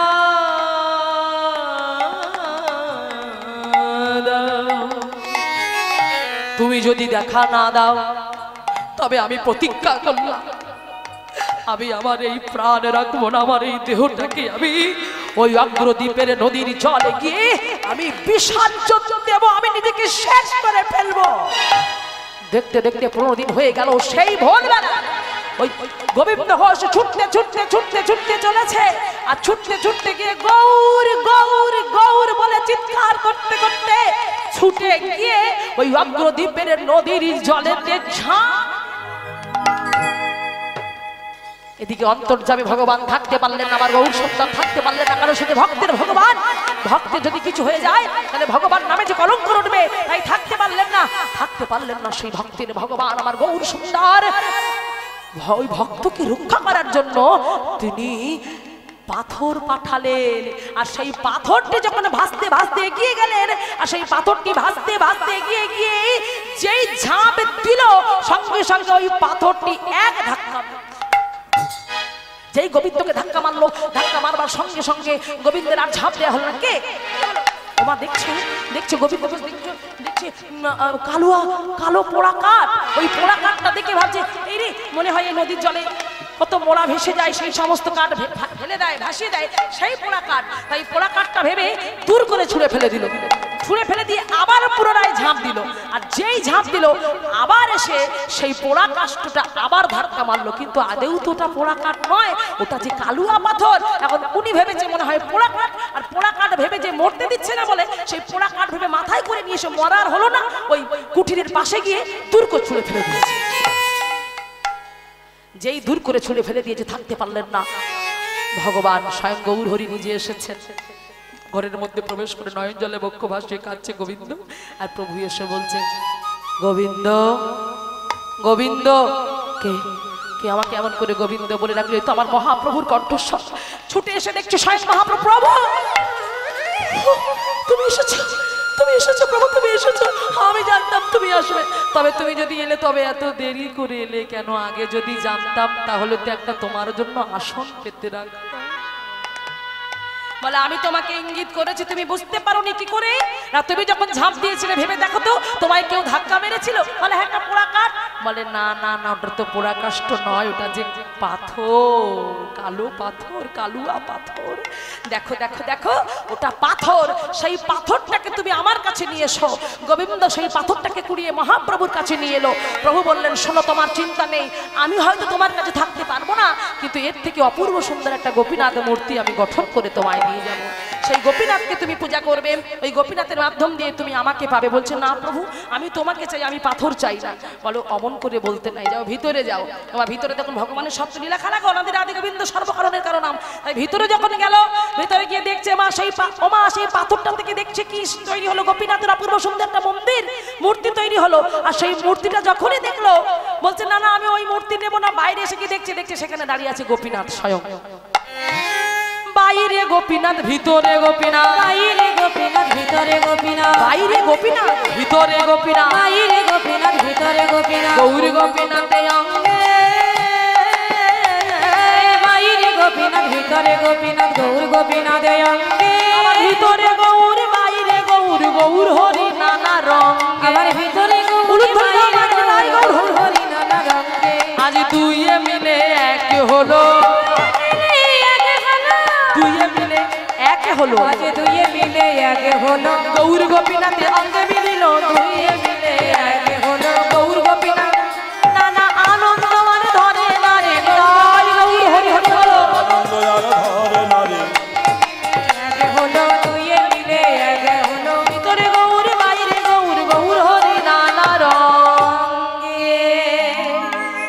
ভিতরে গিয়ে যখন দেখছে গোপীনাথ, আবার বাইরে এসে দেখছে গোপীনাথ, আবার যখন ভিতরে গিয়ে দেখছে স্বয়ং গৌর হরি, আবার বাইরে এসে দেখছে স্বয়ং গৌর হরি, সব যেন একাকার হয়ে গেল। মহাপ্রভু বললেন, চিন্তা করো না, যেই গৌর সেই গোপীনাথ, তুমি ওটাকেই সেবা করো, ওর মধ্যে দিয়েই তুমি আমাকে পাবে। তবে হ্যাঁ বলে যাই, তুমি সংসারী হইও। প্রভু কৃপা করে গেল, আর প্রভুর আশীর্বাদে তিনি সংসারী হলেন। চন্দ্রাবলী নামে এক অপূর্ব সুন্দর রমণীকে তিনি বিবাহ করলেন।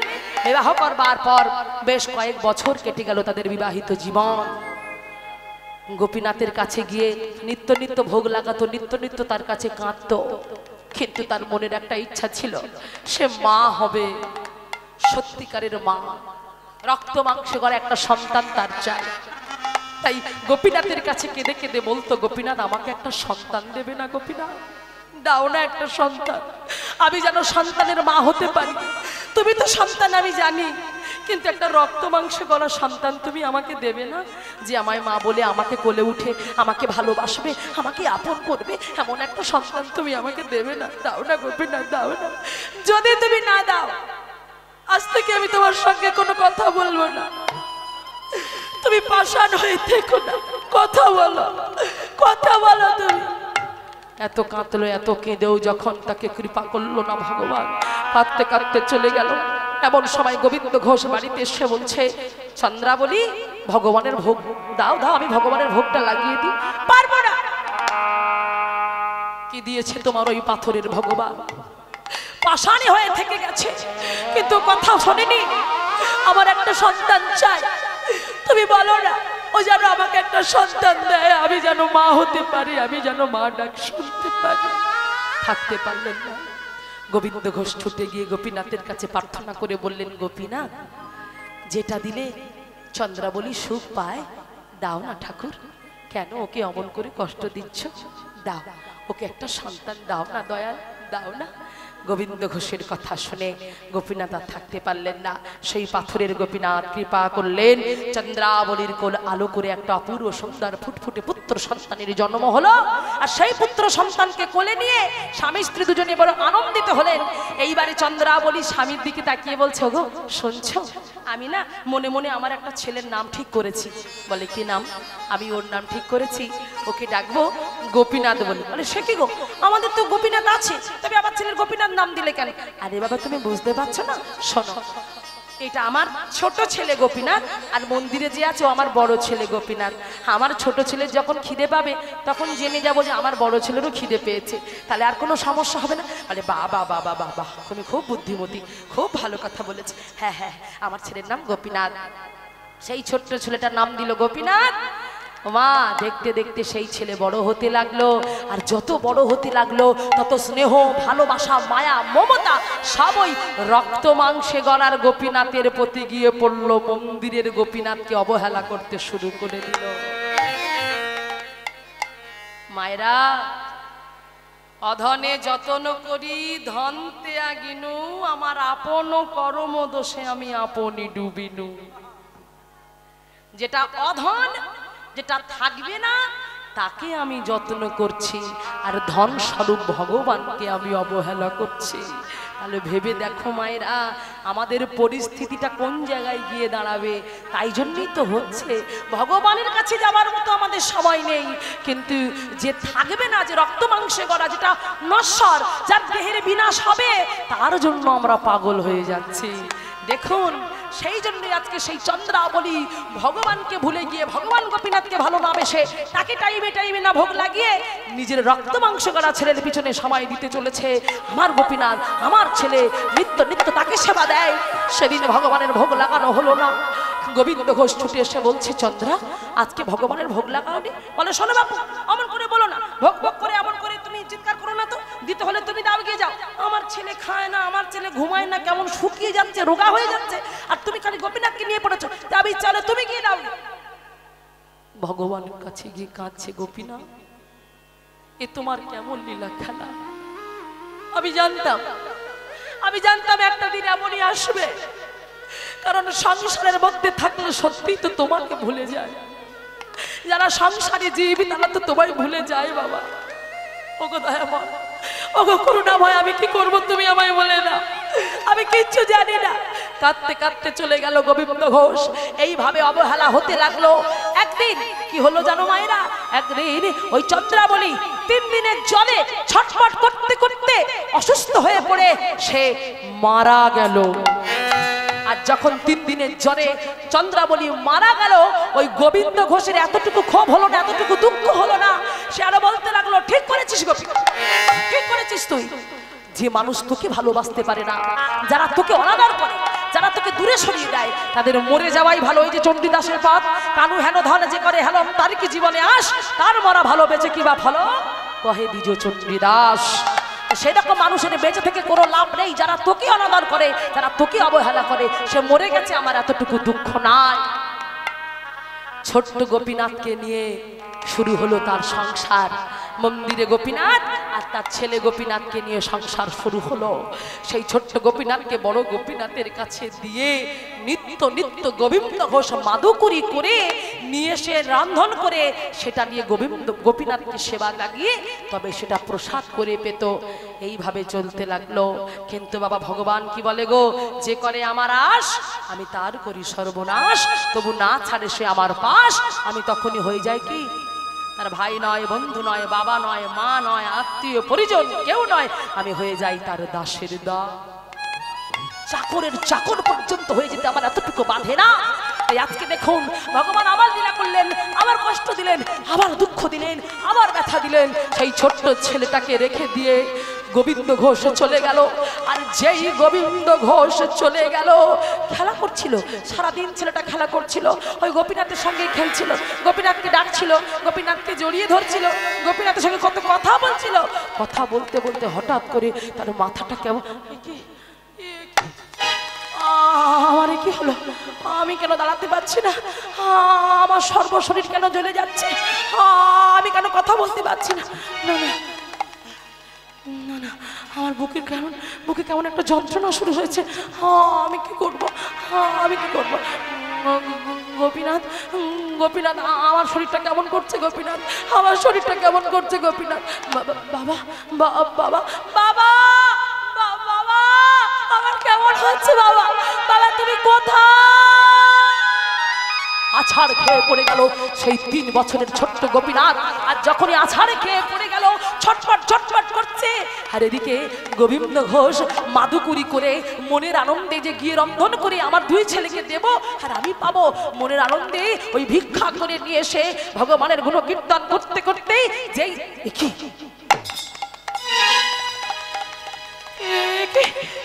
কি গোপীনাথ, তুই ছটফট করছিস কেন? কি হয়েছে তোর? বল বল, তোর কি হয়েছে, কেন আবার করছিস? সঙ্গে সঙ্গে কোলে তুলে নিয়েছে, আর কোলে তুলে নিয়ে এইভাবে নয়নটা দিয়ে বলছে, বল না এই গোপীনাথ, এই গোপীনাথ, তুই এমন করছিস কেন? কি হয়েছে তোর? কথা বল, কথা বল, কি হয়েছে তোর? না না, তোর কিচ্ছু হবে না।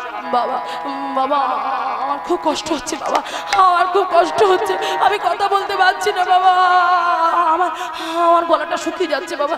দাঁড়া দাঁড়া দাঁড়া, তোর কিচ্ছু হবে না, আমি আছি না, আমি আছি না তোর বাবা, তোর কিচ্ছু হতে দেবো না আমি। না না না না না, তোর কিচ্ছু হবে না, দাঁড়া দাঁড়া দাঁড়া, আমি এখন যাচ্ছি। ছুটতে ছুটতে গোপীনাথের সামনে এসে দাঁড়িয়ে বলছে, গোপীনাথ, গোপীনাথ, আমার গোপীনাথ এমন করছে কেন? তুমি কি করেছো? তুমি দেখোনি ওকে? তুমি দেখতে পাওনি ওকে? ওর বুকের যন্ত্রণা হচ্ছে, ওর কষ্ট হচ্ছে, তুমি লক্ষ্য করোনি কেন? ও এমন করছে কেন গোপীনাথ? না না না না, তোর কিচ্ছু হবে না, তোর কিচ্ছু হবে না, আমি তোকে সুস্থ করে তুলবো। দাঁড়া দাঁড়া দাঁড়া, ওষুধ দেবো। হ্যাঁ ওষুধ লাগবে, ওষুধ কোথায়? ওষুধ। ছুটে গিয়ে দেখলেন গোপীনাথের চরণের ওই চরণামৃত, ওই চন্দন তুলসী দেওয়া ওই চরণামৃতটাকে তুলে নিয়ে এসে ছুটে এসে ছোট্ট গোপীনাথের বদনেতে যেই দিনের গোপীনাথের নাম করে যেই ছোট্ট গোপীনাথের বদনে দিলেন, দেওয়ার সঙ্গে সঙ্গে নিস্তেজ হয়ে পড়ল, মারা গেল ছোট্ট গোপীনাথ। না ওহে গোপীনাথ,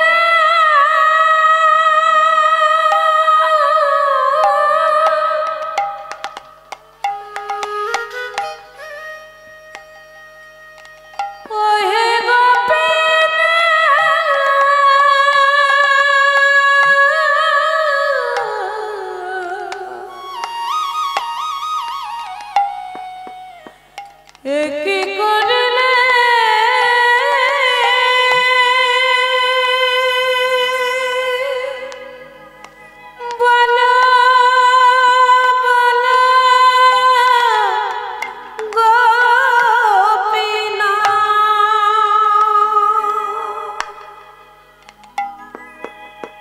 কেন কেড়ে নিলে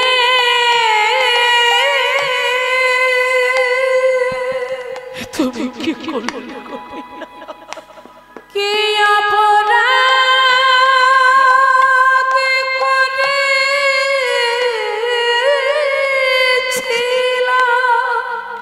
কি অপরাধ করেছিল আমার ছোট্ট ছেলে? তাই তুমি আমার গোপিনা কেড়ে নিলে গো। কেন করলে? কেন কেন কেন বলো, তুমি কেন করলে? কেন করলে তুমি আমার গোপীনাথকে তুমি কেন কেড়ে নিলে বলো? এমন করে তুমি কেন কেড়ে নিলে? আমার চন্দ্রা বলি না হয় অপরাধ করেছিল, না হয় অন্যায় করেছিল, তাকে তুমি মেনে দিয়েছো। আমি তো তোমাকে কিচ্ছু বলিনি। আমি তোমাকে কেন বলেছি যে অন্যায় করেছে, যে অপরাধ করেছে, যে তোমাকে ভালোবাসে, যে তোমাকে অনাদর করেছে, তাকে তুমি মেনেছো, বেশ করেছো, ভালো করেছো। কিন্তু তুমি এটা কেন করলে? কেন কেন করলে? উত্তর দাও। ও তো 3 বছরের একটা ছোট্ট ছেলে, ও ভালো করে বাবা বলে ডাকতে পারে না, ও ভালো করে আমাকে আদর করতে পারে না, ও ভালো করে কথা বলতে জানে না। কেন করলে তুমি? কেন কেন করলে তুমি? উত্তর দাও।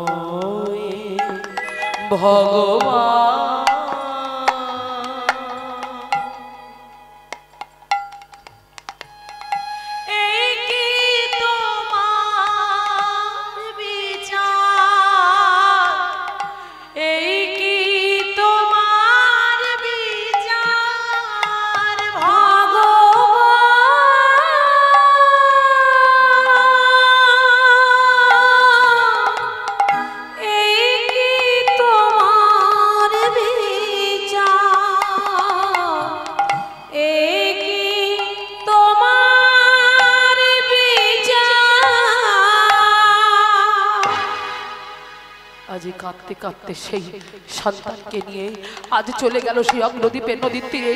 আর অগ্নদ্বীপের নদীর তীরে গিয়ে সেইখানে নিজ হাতে মাটি খনন করে সন্তানকে সেই জায়গাতে সমাধি দিয়ে তিনি ওখান থেকে চলে এলেন নিজ গৃহে। নিজ হাতে সন্তানকে সমাধি দিয়ে তিনি ওখান থেকে চলে এলেন নিজের গৃহে। আর নিজের গৃহে তিনি এসে ওই মন্দিরের মধ্যে প্রবেশ করে শুধু একবার গোপীনাথের নয়নে নয়ন দিয়ে গোপীনাথকে শুধু একটা কথা বলল, গোপীনাথ আজ থেকে আমি প্রতিজ্ঞা করলাম আমি নিজেও কিছু খাবো না, আর আমি তোকেও কিছু সেবা দেব না। এই আমি বলে রাখলাম, আমি নিজেও কিছু গ্রহণ করবো না, তোকেও সেবার জন্য কিছু দেব না, আমি তোর সঙ্গে কোনো সম্পর্ক রাখবো না, আমি চললাম। ছুটতে ছুটতে চলে গেল গোবিন্দ ঘোষ নিজের ঘরে। আর নিজের ঘরে প্রবেশ করে দরজা জানালা বন্ধ করে দিয়ে তিনি বসে রইলেন। আর ওই দরজা জানলা বন্ধ করে দিয়ে তিনি বসে বসে কাঁদছে। ওই যে প্রতিজ্ঞা করেছে ভক্ত ভগবানের সেবা দেবে না, তাই একদিন চলে গেল, ভগবানের সেবা হলো না। দুদিন চলে গেল, ভগবানের সেবা হলো না। 3 দিন হয়ে গেল, ভগবানের সেবা হলো না। থাকতে পারলেন না অনাদিরাদি গোবিন্দ, সর্বকারণের কারণ আমার ভগবান। থাকতে পারলেন না আমার ভগবান। চিন্তা করলেন না না না না, আমার ভক্ত যে অভিমান করে আছে, আমার ভক্ত যে অভিমান করে আছে, সেই অভিমান ওর ভাঙাতেই হবে। তাই আমার ভগবান ওই পাথরের গোপীনাথ, অচল গোপীনাথ সচল হলে।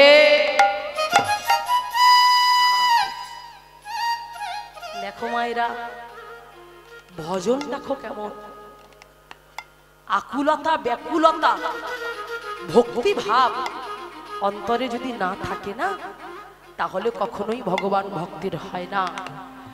সেই ভক্তের হৃদয়ে এত আকুলতা ছিল, এত ব্যাকুলতা ছিল যে এমন সাহস তার, ভগবানকে বলছে যে আমি তোমাকে সেবা দেব না, দেখি তুমি কি করো। হ্যাঁ, সনাতনের মতো তার, দেখুন সনাতন গোস্বামী যখন বৃন্দাবনে থাকতেন, মদন গোপালকে নিত্য নিত্য তিনি সেবা তো ভজন করতেন বলে তাই সব সময় আর ভিক্ষা করতে যাওয়া হতো না। তাই আগে থেকে যা ভিক্ষা করে রাখতো সেটা দিয়েই তিনি সেবা দিতেন। কি দিতেন? প্রতিদিন তার মদন গোপালকে তিনি সেবা দিতেন শুকনো রুটি আর লবণহীন শাক ভাজা। রোজ দিত লবণহীন, নুন দিত না, শাক ভাজার মধ্যে নুন দিত না, লবণহীন শাক ভাজা আর শুকনো রুটি প্রতিদিন দিত।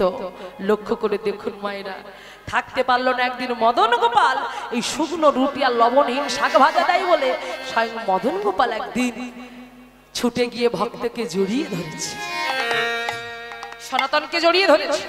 জড়িয়ে ধরে বলছে, সনাতন সনাতন একটা কথা বলবো। বলো প্রভু।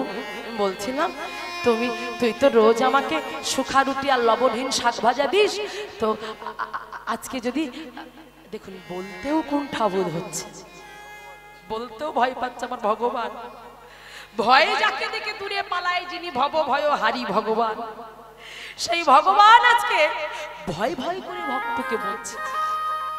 কি বলছে? সনাতন, যদি প্রতিদিন তো শুকনো রুটি আর লবণহীন শাক ভাজা দিস বাবা, তো আজকে যদি একটু ওই শুকনো রুটি দেওয়ার সঙ্গে সঙ্গে তাতে যদি একটু একটু নুন মাখিয়ে দিতে পারতিস তাহলে বড়ই ভালো হতো।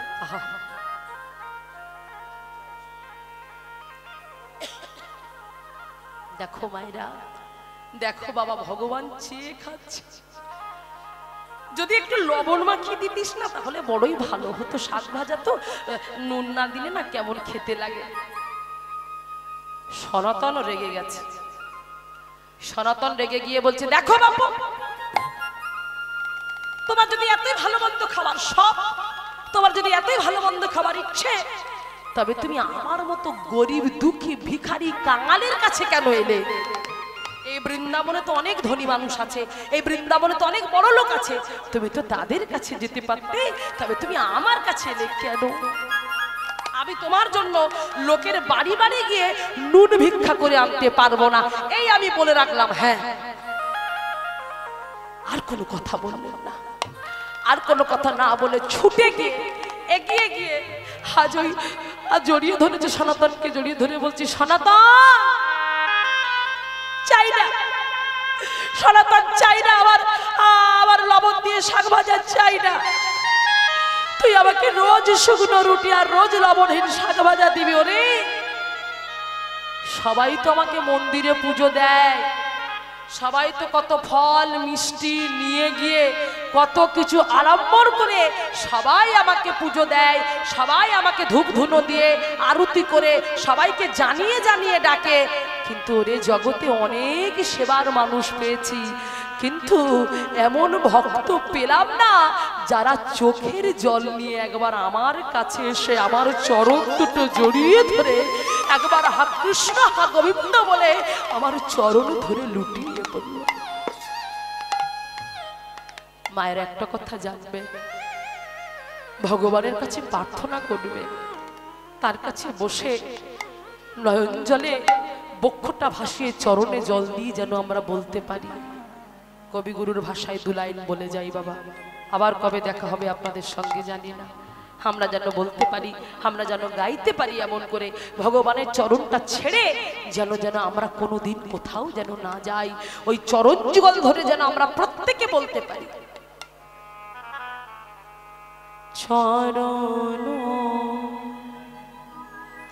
ধরিতে দিও আমারে, তুমি নিও না, নিও না, নিও না সরাই। জীবনে মরণে সুখ দুঃখ দিয়ে তোমায় বক্ষে, তোমায় বক্ষে ধরিব,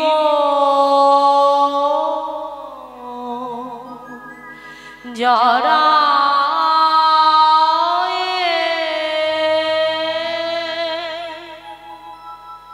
চরণ ধরিতে দিও গো আমারে, তুমি নিও না, নিও না সরাই। কি সুন্দর কথা, চরণ ধরিতে দিও গো আমারে, নিও না সরায়ে। ও প্রভু, আমাদের প্রত্যেকের বলা উচিত, আমাদের প্রত্যেকের কর্তব্য, ও করুণাময়, ও দয়াময়, ও প্রেমময়, ভুল করে যদি আমি তোমার চরণটাকে ছেড়ে দিয়ে চলে যাই, আমি তো তোমার সন্তান, তুমি তো পিতা, আমি পিতা হয়ে সন্তানের ভুল কি হলে সেটি ক্ষমা করা যায় না দয়াল। তাই আমি যদি কৃপা করে তোমার চরণটা ছেড়ে দিই, তুমি যেন কৃপা করে আমার হাতটা ধরে রাখতে ভুলো না, আমার হাতটাকে ধরে রেখো। তোমার ওই চরণ স্পর্শ করবার আমাকে শক্তি দিও, আমাকে ক্ষমতা দিও, আমি যেন তোমার ওই চরণ যুগলকে ধরে রাখতে পারি, আর যেন বলতে পারি, স্খলিত শিথিল কামনার ভার বহিয়া বহিয়া ফিরি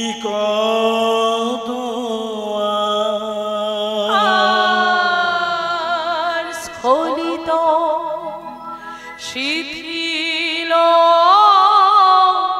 কামনার ভার বহিয়া বহিয়া ফিরি কাতোয়ার।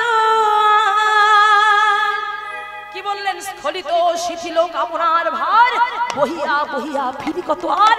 ওগো দয়াময়, ওগো করুণাময়, আমি আর পারি না, আমি আর সহ্য করতে পারি না, তুমি কৃপা করো।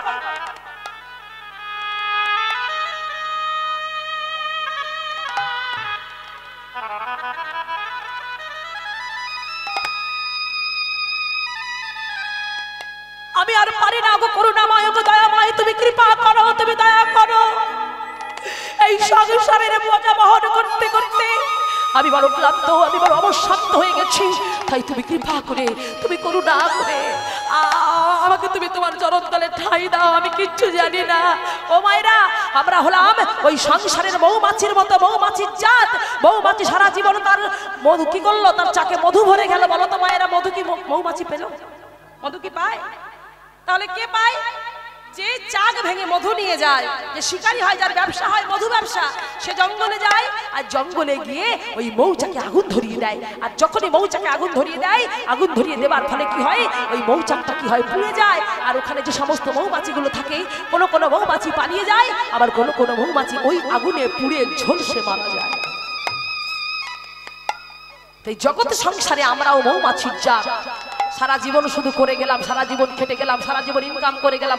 কার জন্য করলাম? কাদের জন্য? আমাদের জন্য করছি।